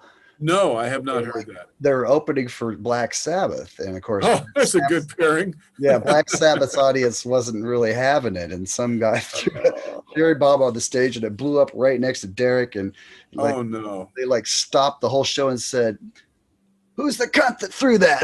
Yeah. Well, you know, here's a funny story about Derek. And I think I was probably the only one that could appreciate this. I don't know that he would have remembered this or not. It was Valentine's Day in Winterland, up in San Francisco. Gentle Giant was playing, right? And I was right up front, and they were playing. And I don't know if Derek was in particularly maybe he was in a poor mood but they were throwing, you know, the little candies that have little sayings on them, you know, that they throw. Yeah. You know, Valentine's Day. Be mine. Yeah. So they're throwing them up there like jelly babies, you know, like for the Beatles. You know, it was a sign of affection, but I don't think Derek understood the motives behind that. Perhaps in England that isn't done. So giving him the benefit of the doubt, I remember he stopped at the end of the song and he picked up one and he goes, "All right, be mine. Well, if you want him to be mine, I'll keep him." He says, "But from now on, keep him to yourself." And I kind of went, "Ooh, you know, okay." And then they start the next song, which was Advent of Panurge, right? Right. And I guess the guy didn't decide to keep him to himself. He starts throwing them at him, right? Right. So here's the funny part of the story where they go through this, right? And they're right about to the point where they're doing the recorder part. You remember the little madrigal, the madrigal, right? Live. They did that live. They didn't do it live on the studio. So just about the time where he's playing that, right, he gets pelted with one of these, and he does the same thing. You could tell him he turns off the mic. He goes, "Get the fuck up! I'll kick your fucking ass!" You know, right then he has to do a part, and the part is Yankee Doodle. So he's told, he goes, "I'll kick your fucking ass." It was like, I could see the look on his face, like, why of all times, you know, for me to look threatening, I got to play Yankee Doodle right after I just threatened to kick somebody's ass. It kind of like completely emasculates you. A recorder of all things, right? Yeah. It was just this funny moment, a Spinal Tap moment where I could tell he was just hating life because he was not getting musical backup from his threat, you know. Right. It was just a very funny thing. I think I was the only one to appreciate it. Yeah. But yeah. That's awesome. It was funny. It was the funny moment. We had a question in the chat room. Have you heard of the modern progressive rock band Echo Lynn? Echo Land? Echo Lynn. Echo Lynn. I have not been familiar. Are they worth checking out? They're wonderful. They are one of the modern bands that actually showed their Gentle Giant influence on their sleeve. Ooh. Rather than grabbing the low-hanging fruit that is Genesis that most modern bands go for. Wow. Yeah. You know, another band that shows some Gentle Giant is Haken. Yeah, those guys are. They do some callbacks too with that. So I would like to check about there's an album in particular called As the World, like as the world spins, you know, as right or turns. Yeah, I'd say check that out and let me know. All right. It's on my to-do list. Really cool stuff. And it's, you know, I can't think of any other 90s prog band that really drew from that particular batch. Well, and you know, here's the thing too, and I feel about a lot of the prog bands is the one thing that I think regrettably is lacking from a lot of them. They all have their chops, and they can all play in odd signatures and all that. But you have, I think, the thing that made UK what it was, it made Yes what it was, it made Genesis, Gentle Giant, anybody that you can think of from that era,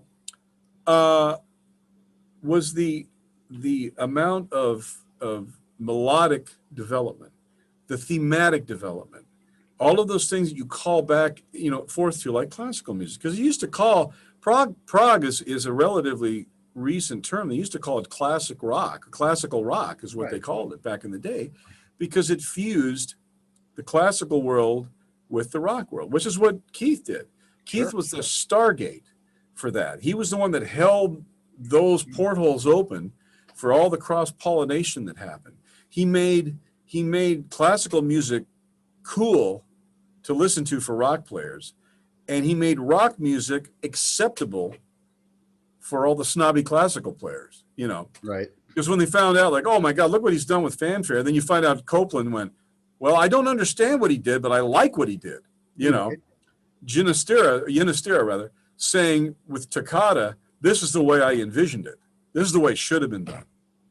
Yeah. So, you know, and Leonard Bernstein that liked this, you know, all the people that really did gravitate to that, people that were icons in their field, you know, that were, you know, milestones of credibility, were approving it. And so the classical world had to take notice, like, well, wait a minute, if they think this is good, and let's give this a listen, you know, unbiased. Let's uncross our arms and give a good listen to this. And then, of course, we were going, wow, this is cool. Pictures at an exhibition. Who's this Mussorgsky guy that covered it? You know, and it's like, no, it's the other way. And then you start listening, goes, oh, this is wonderful. That's how I got turned into so much classical music, was via Keith, you know, and all these wonderful thematic things that he introduced us to in a rock world that we were able to migrate over to the other side, you know. Yeah, and I think one of the reasons that these rock band meets orchestra kind of things works really well with progressive rock, because those bands were hinting at that all along anyway. Yeah. You know. Yeah. And like I was saying, the thematic development is really what's missing from a lot. There's a lot of chops and a lot of that stuff, but the real musical things that you remember, like the classical pieces, the classical melodies that you remember, you know, you listen to Yes and you remember, like, I get up, get down, you know, those things, you know, the dee ba ba do diddle do dee, you know, and the interplay with those parts, just like a madrigal, you know, like you know, contrapunctual, you know, there's so many different things. It's like you can take one melody and get a lot of mileage out of it if you know some classical approach. Yeah, because you assign different colors from the orchestra. You assign it different ways. You can change the mode. You can make it minor sounding. All of these wonderful things that you listen to Dvorak's New World Symphony, the bum bum bum bum bum bum bum bum. You know, they do it in minor. They do it in major. You know, all these different. They play with the same piece of clay and make different shapes from it. Right, and I don't think rock guys think like that very often. Yeah, I don't think so too. It's almost like they're making more work from themselves than necessary by trying to think up 20 unrelated ideas that somehow hang together. Yeah, you could just do some theme and development. You know what was a great prog side to an album that most people wouldn't think of is Terrapin Station by the Grateful Dead. I love that. Blues for Allah's the other album from them that I just really dig, and the other one not as much. Yeah. But the Terrapin, there's so many wonderful themes through that, and so many different influences in that. You had Mahavishnu in there, you had Gentle Giant in there, Todd Rundgren in there. You had so many wonderful influences that they were doing, with El Di Meola in there. You know, it was just incredible and beautiful stuff, just gorgeous. Didn't think they had it in them to do something like that. Did you ever hear Jazz is Dead, that kind of cover band that did kind of fusion versions of Dead tunes? No, but I could see how they could. Yesterday I was chatting with Billy Cobham, and he was the drummer. Oh, and they had was he in Jazz is Dead? Yeah. Can you imagine Billy Cobham loving the Dead? But he had a very high praise for their music, and he played with Bob Weir a number of times over the years. And you wouldn't guess that, you know, the guy would be into that. But he said basically we play the stuff that the Dead considered too difficult to play very often. They do Slipknot and Help on the Way and Estimated Prophet, and those more elaborate tunes, But it just shows you, how music can have different incarnations and be credible, and that really is the test of a good song. On Celluloid Debris, I also did 4 and 20, which was a Stephen Stills acoustic song off of the Deja Vu album, but I did it like Led Zeppelin.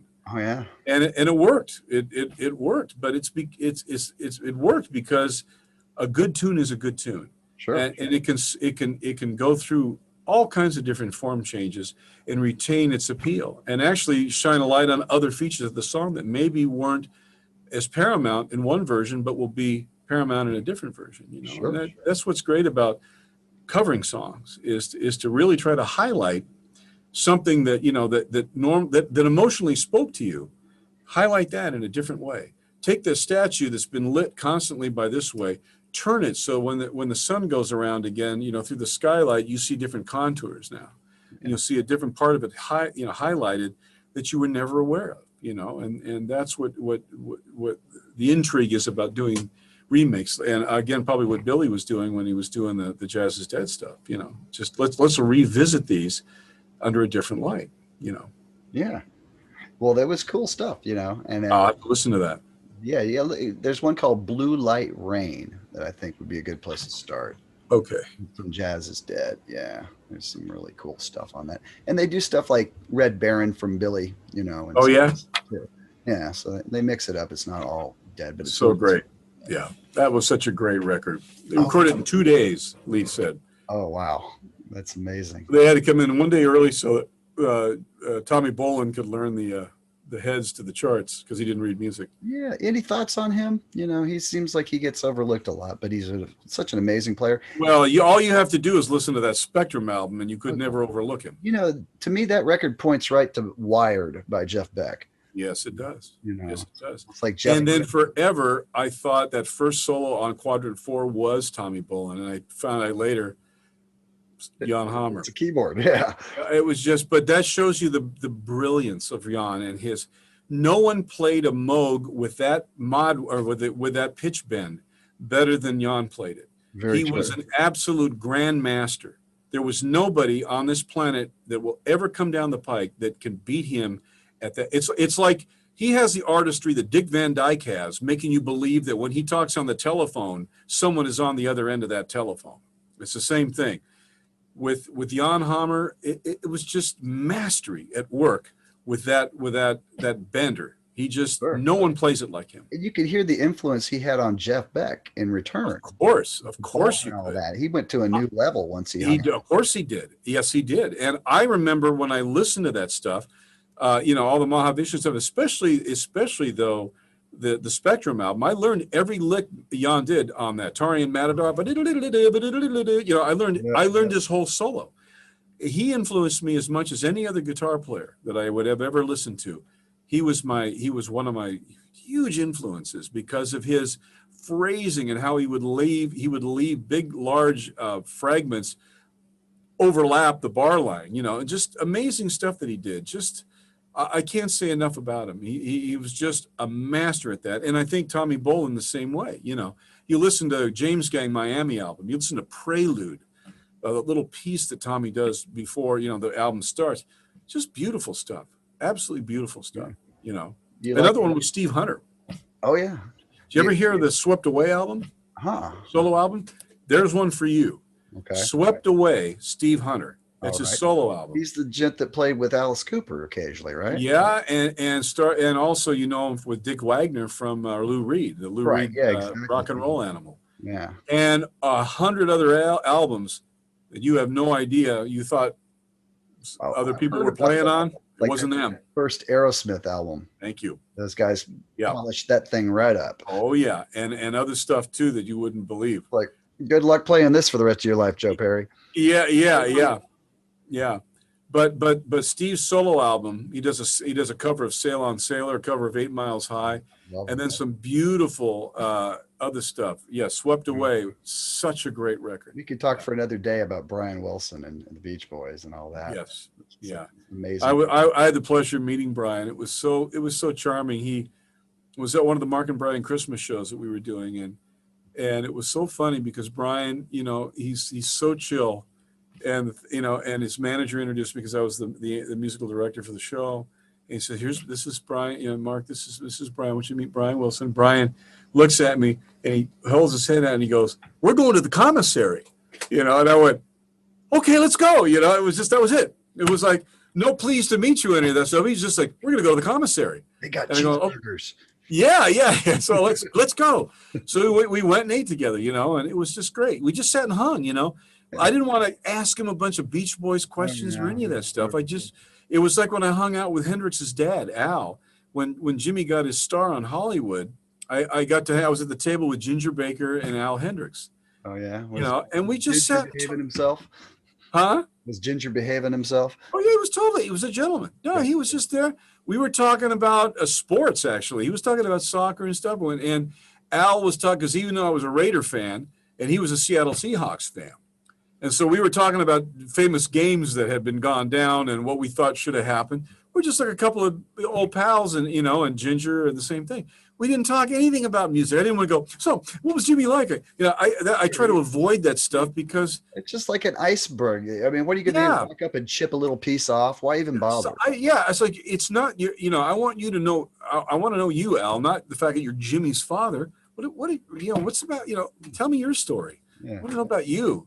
We all know Jimmy's story, Did you ever hear that story about the Roger and Andy from Jellyfish getting to meet Brian and going to write with him? They met him and they sat down and wrote for about an hour. And then his handler at the time goes, "Brian's got to take a nap now. Goodbye." And they never played with him again. It was just like it's moment. Yeah. But it was that way. You get these moments. I got to play with Little Richard for an afternoon.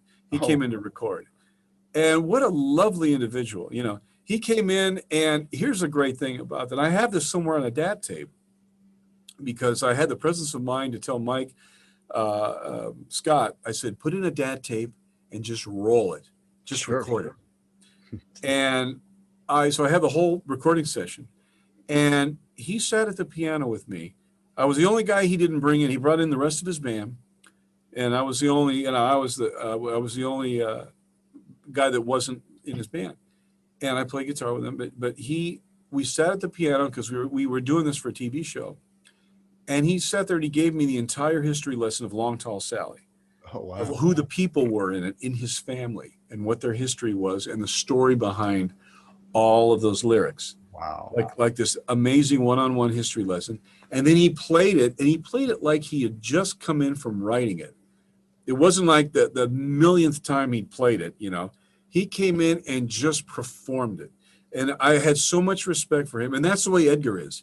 Edgar's the same way. He doesn't skimp, even in rehearsal. He goes for it, And I said, "You can back off, Edgar. You don't have to." He goes, "No." He says, "You never know when the last time is you're going to perform something. You want to be proud of it, I just love that mentality. Yeah. And Little Richard was that same way. And I just remember, him saying, "I want you to solo more." I said, "Well, I didn't want to step on your sax player." And he goes, "Oh, I mash him all the time," and we start talking about his legs, and he goes, "I want you to look at these legs." And he pulls up, his pants and showing me his legs because he shaves his legs. And he goes, "Tina ain't got nothing on me," and it was just wonderful to listen to what, just listening to what an icon. I'm sitting here jamming and singing with Paul McCartney's idol. It was just wonderful, to hear he is, and it was so wonderful. Those moments that you just cherish. So like I said, meeting Dick Van Dyke was the same way. I got to meet Dick Van Dyke backstage, who was my hero. And he came back. I was the only one in the room. And he came back and I said, "Dick, you are my, I'm your biggest fan." And he goes, "Well, thank you, And I said, "No, you don't get it." He says, "I'm your biggest fan. I'm the guy. I'm your biggest fan." And he goes, "I always wanted to meet you, And he comes up and he gives me this big hug, And it was just like he was Rob Petrie, you know, and it was like so wonderful. Again, you know, just these guys. Did he give you any pointers on avoiding ottomans? Yeah, maybe for the first season. Yeah. You know, after that he had it down. Right. Yeah. But yeah, just amazing stuff. You know, where your life leads you and the places you meet people. You know, it's just it's great. You know, it is. It's been a good life. Yeah, and it ain't over yet. Hope not. No, you know, no. I need to play with Kevin Godley. There you go. Well, yeah. You know, if I get him back on the show, I'll get you to come co-host. I would love it. I would love to. Great. I got to do a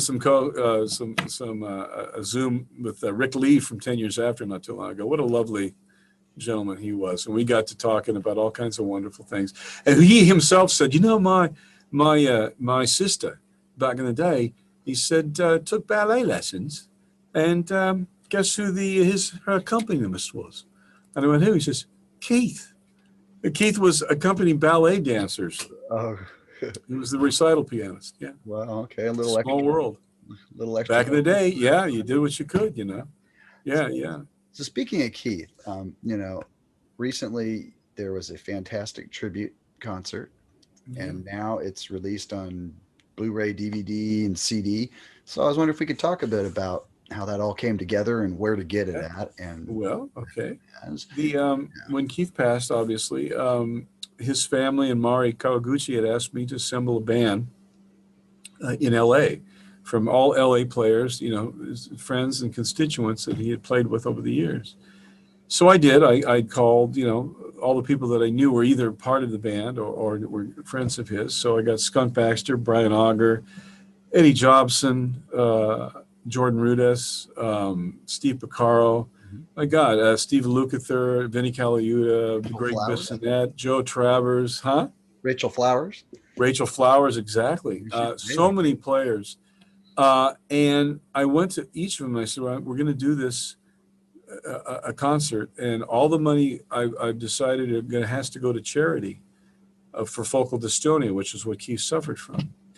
And they all, without even pause, says, what do you need me to do? And I said, the first thing I need you to do is think about what you want to play. What song was important or integral in your life when it came to Keith? And not strangely enough, but wonderfully enough, most of them picked completely different songs. Oh, so there was our set list. Steve Porcaro went to go see Edgar Winter's White Trash, and ELP came on and followed him. He didn't know who ELP was. And as soon as they opened with Barbarian, Steve said, my life was changed. It was absolutely changed. So Steve did Barbarian that night, and he was like Keith inhabited. Incredible. Jordan Tarkus, you know, he wanted to do Tarkus. He had done an arrangement of it. We went in and kind of fused our arrangement, Keith Emerson Band, with his. Rachel did Endless Enigma because we knew she would be so good at doing the Three Fates project version of that. Instrumentally, you know, plus that incredible fugue in the middle that's so impossible to play. She just nailed it. Sure. It was so emotional to listen to her play that. You know, yeah. And then, you know, and Brian did his own, you know, tongue-in-cheek version of Fanfare coupled with Rondo. And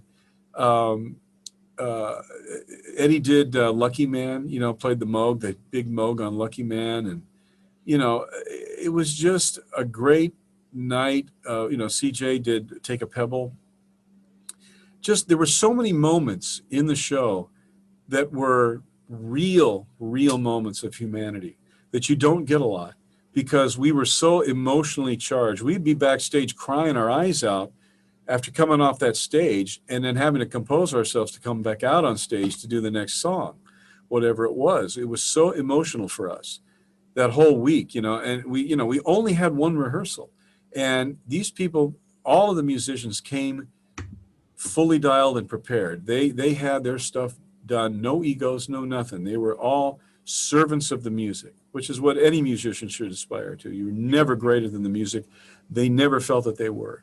They were all servants. And it was like, what do you need? What do you want? What does everybody want to do? It was such a great feeling of community. And you can tell in that film how much we loved each other, still do. at how many fans we were of each other's work, and the amount of smiling that went on, the amount of exchange, the amount of just sharing, not only with us, but with the crowd.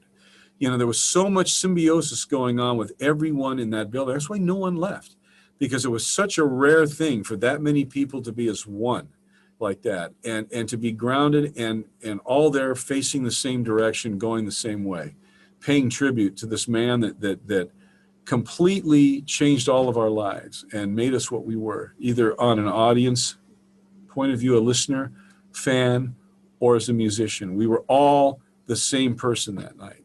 And I'm so glad that Dan Gross was able to capture that on film, and that Keith Wexler was able to capture the emotional content and the sound that came off of that stage for that day. We did a 5.1 version of it, didn't improve it. We went back to 2.1 because it was so incredible to just listen to that like that. And that's the one we released. It was just, it wasn't being improved on. I didn't want ambient crowd noise and all of that. It just, it was amazing the way that it was for other people to experience exactly how it was experienced. And it was just incredible from one end to the other. The amount of people that we had that helped, to Jerry LaFaro's incredible cover work that he did on that. It all, you talk about album art reflecting the music. Oh yeah. Nobody did it better than Jerry. And, you know, it was just such a collaborative effort on everyone's part, you know, and it took Cherry Red Music to finally, after it took 5 years for me to find a record company that was willing to donate 100% of the proceeds to their, to the charity. And that's why it took. Great. Hi, Vicky. Love you. So you go to cherryred.co.uk if you want the DVD version of it. If you want the digital Blu-ray, high def download, you go to fanfarefortheuncommonman.com, and that's where you would download that, you know, and it has, you know, both downloads have all the interviews, the artist interviews, some wonderful pictures, photo archives of some great shots that you've never seen before. Plus, we kind of rated Keith's mom's photo album and got some great shots of Keith growing up that are in there that are absolutely wonderful. And, you know, so you get there's a lot in there, you know, plus, like I said, the concert, it was just such a pleasure to play with all of these players, you know, and what a illustrious the lineup you'll never see again. No, you'll never see that lineup. You know, it's a mixture of people that, you know, grew up inspired by Keith and some of his peers. I mean, I've read interviews years ago where Keith is like, best keyboardist in England is Brian Auger. Yeah. You know, yeah. And then Toddy Mickelson came over to conduct. You know, it was just one of those nights that you were proud to be part of the community. Well, I'm always proud, but that was a real piece of magic, you know, and everything that I've heard. I mean, the thing keeps selling out. You know, we're going into our third printing already because, you know, the Cherry Red just wasn't prepared for it. They thought, wow, you know, they didn't know that it had that much allure, you know, but people have been starved for one, they've been starved for a live show for a full year. And then this was the one people have been waiting for 5 years because we said it's coming, you know. So yeah, we're on our third printing of it now. It's beautiful. And that must have given you guys kind of a sense of closure in some ways as well, wouldn't you say? Yeah. I think it is. In a way it's closure, in a way it's opening up his legacy, because that's the one thing that I kind of want to champion as part of what I do is to really bring this to people and to show what an amazing writer Keith was. Because when you look at all the stuff, and arranger, you look at all the stuff in this, you know, from Kai's Matsumoto's beginning of Prelude to a Hope all the way through to Are You Ready, Eddie? You know, with all of these things in between, country, jazz, rock, classical, that he did. It's floored when you see all the different styles that went on during that one night, and to that high degree of caliber of the players that played that stuff. Jonathan Sindelman doing tank and just playing 4 parts with 2 hands, you know, amazing stuff. Skunk Baxter and Mike Wallace just tearing it down in Hoedown, you know, and again, CJ and Greg Bissonette doing this wonderful conversation between piano and drums and Take a Pebble. Philippe Seiss doing this beautiful jazz arrangement of From the Beginning. There was so many different levels of jazz and country and rock that went on that all worked, it all flowed, and it was just amazing evening. You know, mentioning Skunk reminds me of that one-off super group that they were all part of. What was it called? The Best. With Joe Walsh, John Entwistle, Keith, Simon Phillips. Yeah, I was to say some amazing drummer, Simon Phillips. That's right. Yeah, I mean, check out stuff on YouTube. I think they only did like one show in Japan. Yeah, we were over in Japan together, Toy Matinee and I was in the Lexington Queen, and all of a sudden here comes Keith Emerson. You know, what are you doing here? You know, we were both in there. I'm in another band. You know, but yeah, and then Rick Livingston, who was the singer in that band, sang Lucky Man on this. You know, so we had him come back. And yeah, it was such a cool blend of all those artists' music. I'm just seeing something. Yeah. Keith playing Steely Dan kind of blew my mind. You know? Yeah. No, it was great stuff. You know, really, really amazing stuff. Yeah. So can you talk a little bit about the album that you made with Keith? I think a lot of ELP fans might have missed that the first time. And you're talking about the Keith Emerson Band featuring Marc Bonilla? Yeah. Yeah. I mean, we went out and toured, and then ended up Paramount, Universal Music had come to us and asked if we would do an album together. And Keith said, I will if Marc produces it and co-writes it with me. And it was a very weird thing to be put in a position of producing one of your heroes, you know. Sure. And but I consented to it because what a great opportunity, you know. So we started writing together, and it was wonderful. He brought his whole rig over here. I mean, I had right behind me, I had the huge Moog set up back there, all of Keith's rig. It was just like the ELP rig set up in my corner here, you know. And it was, so I got a little time with it, you know, got to learn how to play it. And question about that. It's like, I know he's known for playing the big modular. And was it ever just for looks in the modern age where he could have easily just got a mini Moog and got most of those sounds anyway? No, the sound that you get and the way that you know that is when he hit that low note in Lucky Man, it would rattle your organs to a point where they would just come out, you know. Right. There's the certain sounds on that Moog modular you couldn't get anywhere else. Can't get it on a mini Moog. Couldn't get it on an ARP. You couldn't get it on any other device. It was that thing. It sounded incredibly analog, huge, and warm. Yeah. Just beautiful. Yeah. When you play with it, you could tell that there's no other way to get that sound. Okay. So you know, we would what I wanted to do, and I had a long talk with Steve Porcaro about it, and I said, you know, we want to. We talked about it, and he was going to help program the modular system for me, and I wanted to approach it like a fan would. Like, what would I want to hear from Keith? You know, and you know, I wanted that organ to be predominant. I wanted the Moog, and I wanted piano. I wanted those things, and then I wanted some modern sounds. So we went into like Reactor and some stuff. That whole beginning in Ignition is all kinds of Reactor stuff, and then there were these great piano swipes and stuff, very reminiscent of like the Endless Enigma beginning, you know, with that real cool thing before it really starts. And then I said, I want a fugue. I want you to write a fugue like you did, some kind of a fugue. Doesn't have to be long. And he did one of the pieces called Crusader's Cross. And then I said, the rest is going to come to us.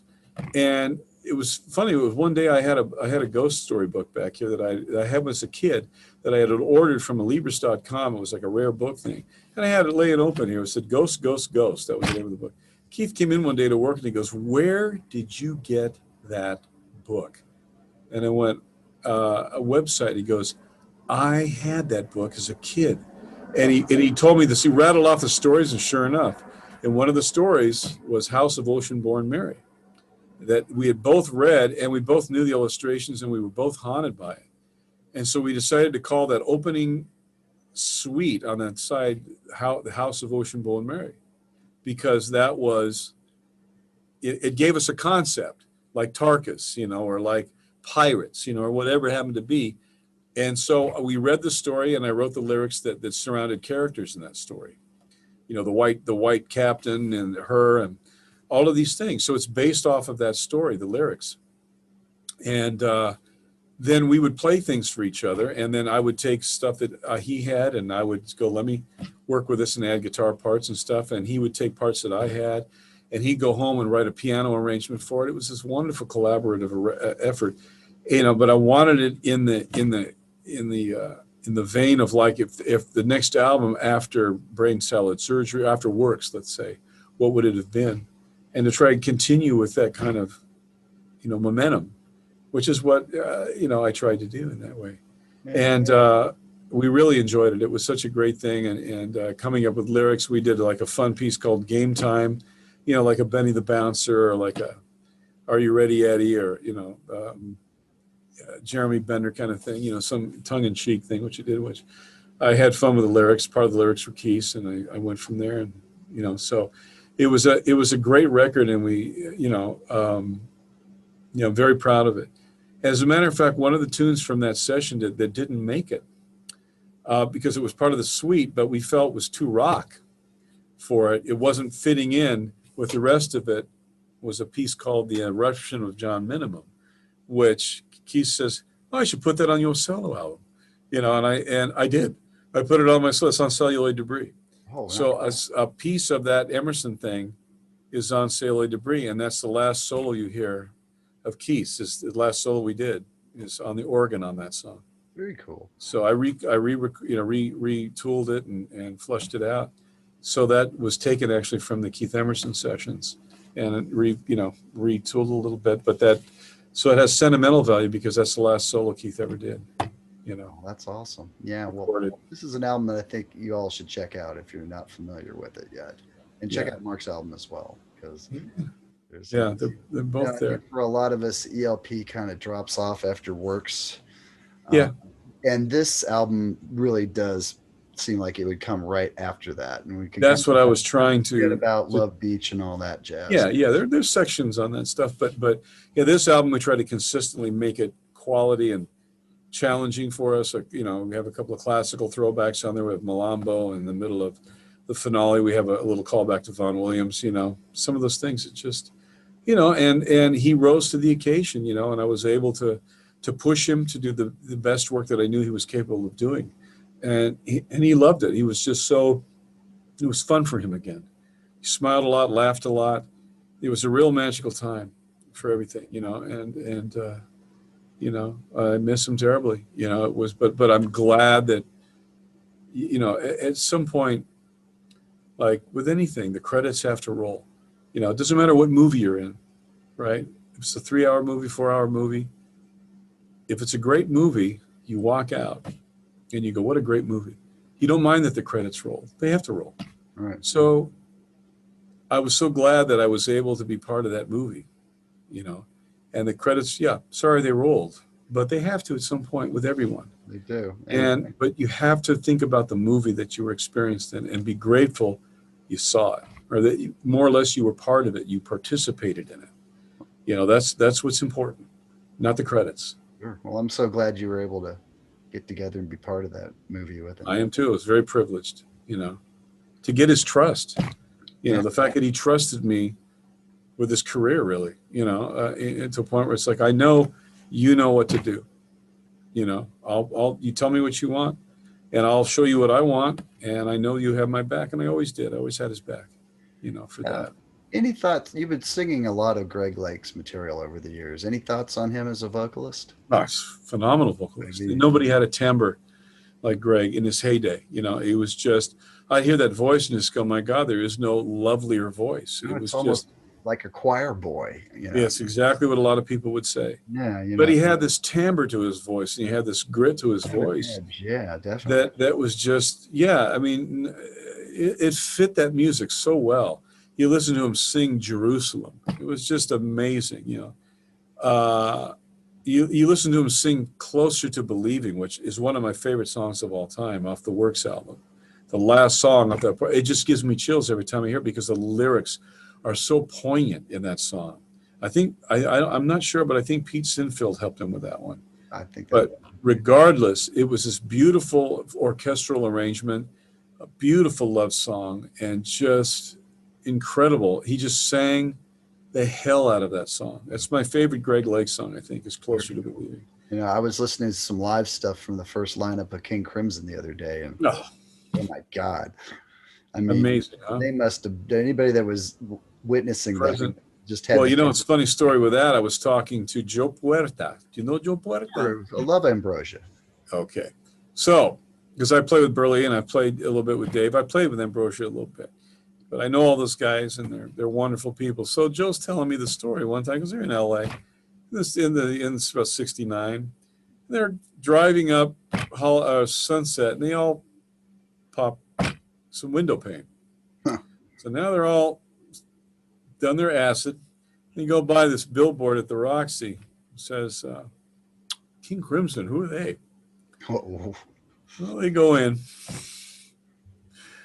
They start peaking right as they come out, and 21st Century Schizoid Man starts up as they're peaking on acid. Oh, so can you imagine the asteroid splash in their brains of being in that altered state of mind, hearing 21st Century by the original version of King Crimson in 1969. I can't even imagine. He said it was life-changing.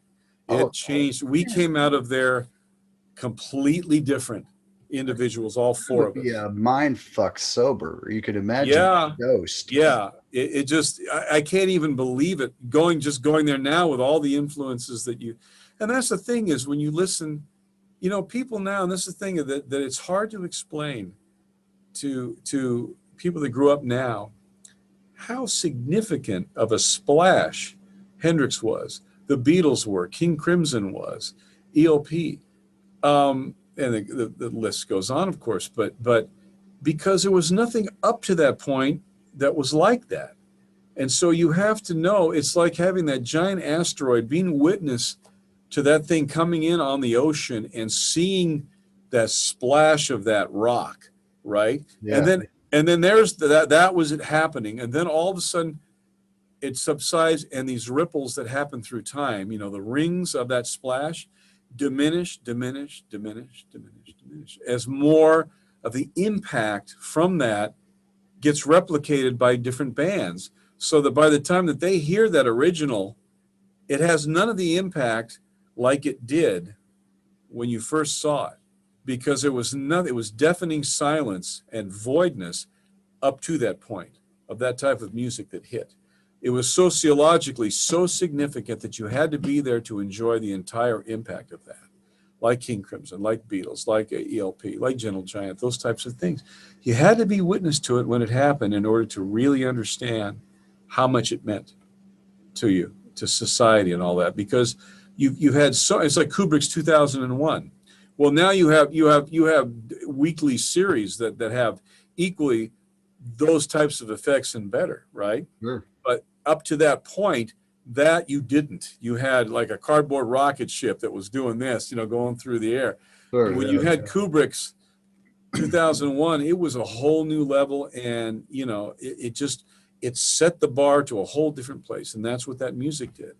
But you don't understand that if you didn't know what preceded it. And that's what's so important to understanding music from that generation, is the initial splashdown of that asteroid, how big the splash was. Sure, and we're feeling the echoes of it all these decades later. Yeah. And we are in person from the get-go. Wow, I can't imagine anybody witnessing that and not having it change them for the better. Just inspire them in so many ways and hum all these things at once. Yeah. So significant. It's like that explosion, then you hear the echo through the rocks.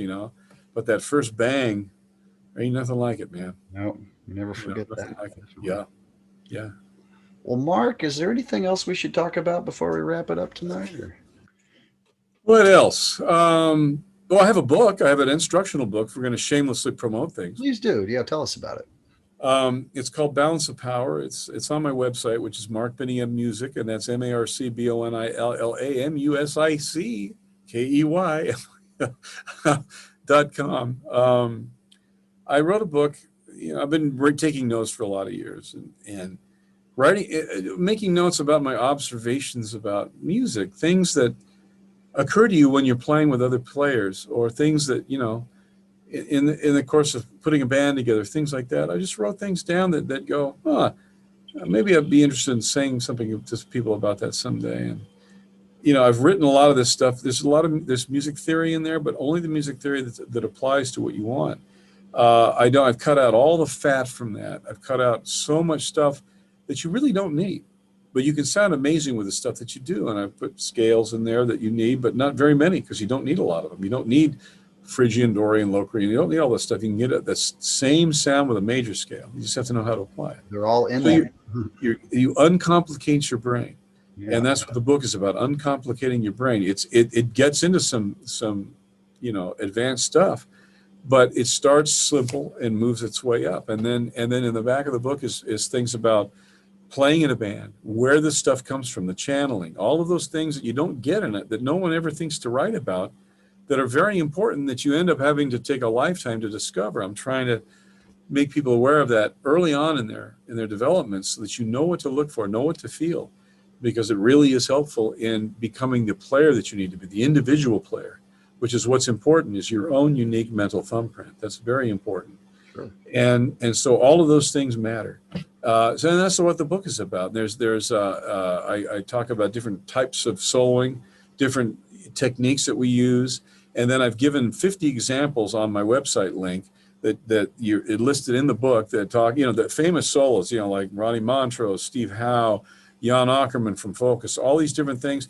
The example of the technique that I'm exemplifying in the book, you can hear on the links. So, it's a pretty interactive thing, but yeah, it cuts a lot of the fat and the unwanted stuff out that can take you a long time to go, I don't ever use this type of stuff. Let me just use the meat and potatoes from that. And so that's what it has. It's not another book like it. It's like that. All right. So, well, anyway, just mentioning passing. I want to get a copy of that. So thanks for letting me know. Yeah, definitely. Yeah. But yeah, I think we're good. Yeah. Well, cool. Well, I always enjoy when we have a chance to chat, and well, I'll see about putting that guitarist roundtable show together. That'd be fun. July-ish. That would be fine. There would be a lot of Derek and Clive references. I can tell you that right now. Yeah, between Mike and I and Lyle, oh my gosh, yeah, right. Stories would go on forever. All right. Well, I'll lay the groundwork for that and see what we can do. That sounds great. All right. Well, all the best. Next week, I am chatting with Barry Andrews, who you may remember was the keyboardist in XTC before they went the 2-guitar route. Cool guy. I love XTC. It was a lot of similar as XTC. Yeah. I love that stuff. Yeah. We'll have to listen to them. I was listening to them yesterday. Oh God. I mean, they're like the Beatles of the 80s for me. Skylarking, man. Oh, good. Get a pump. Yeah, yes. And then Todd's a whole nother world. Yep. Yeah, and we could talk about him all night. Yes, we could. Well, we will, because Lyle was part of Todd's band. That's right. Yeah. So let's touch on that when we come in. And XTC, and then Keneally played with Andy. I know. It's all tied together. I'm so damn jealous of both of those guys. You know it, man. All righty, Mark. Well, always a pleasure. Take care, brother. All right, buddy. Thanks again. All right. Y'all take care. Have a good week.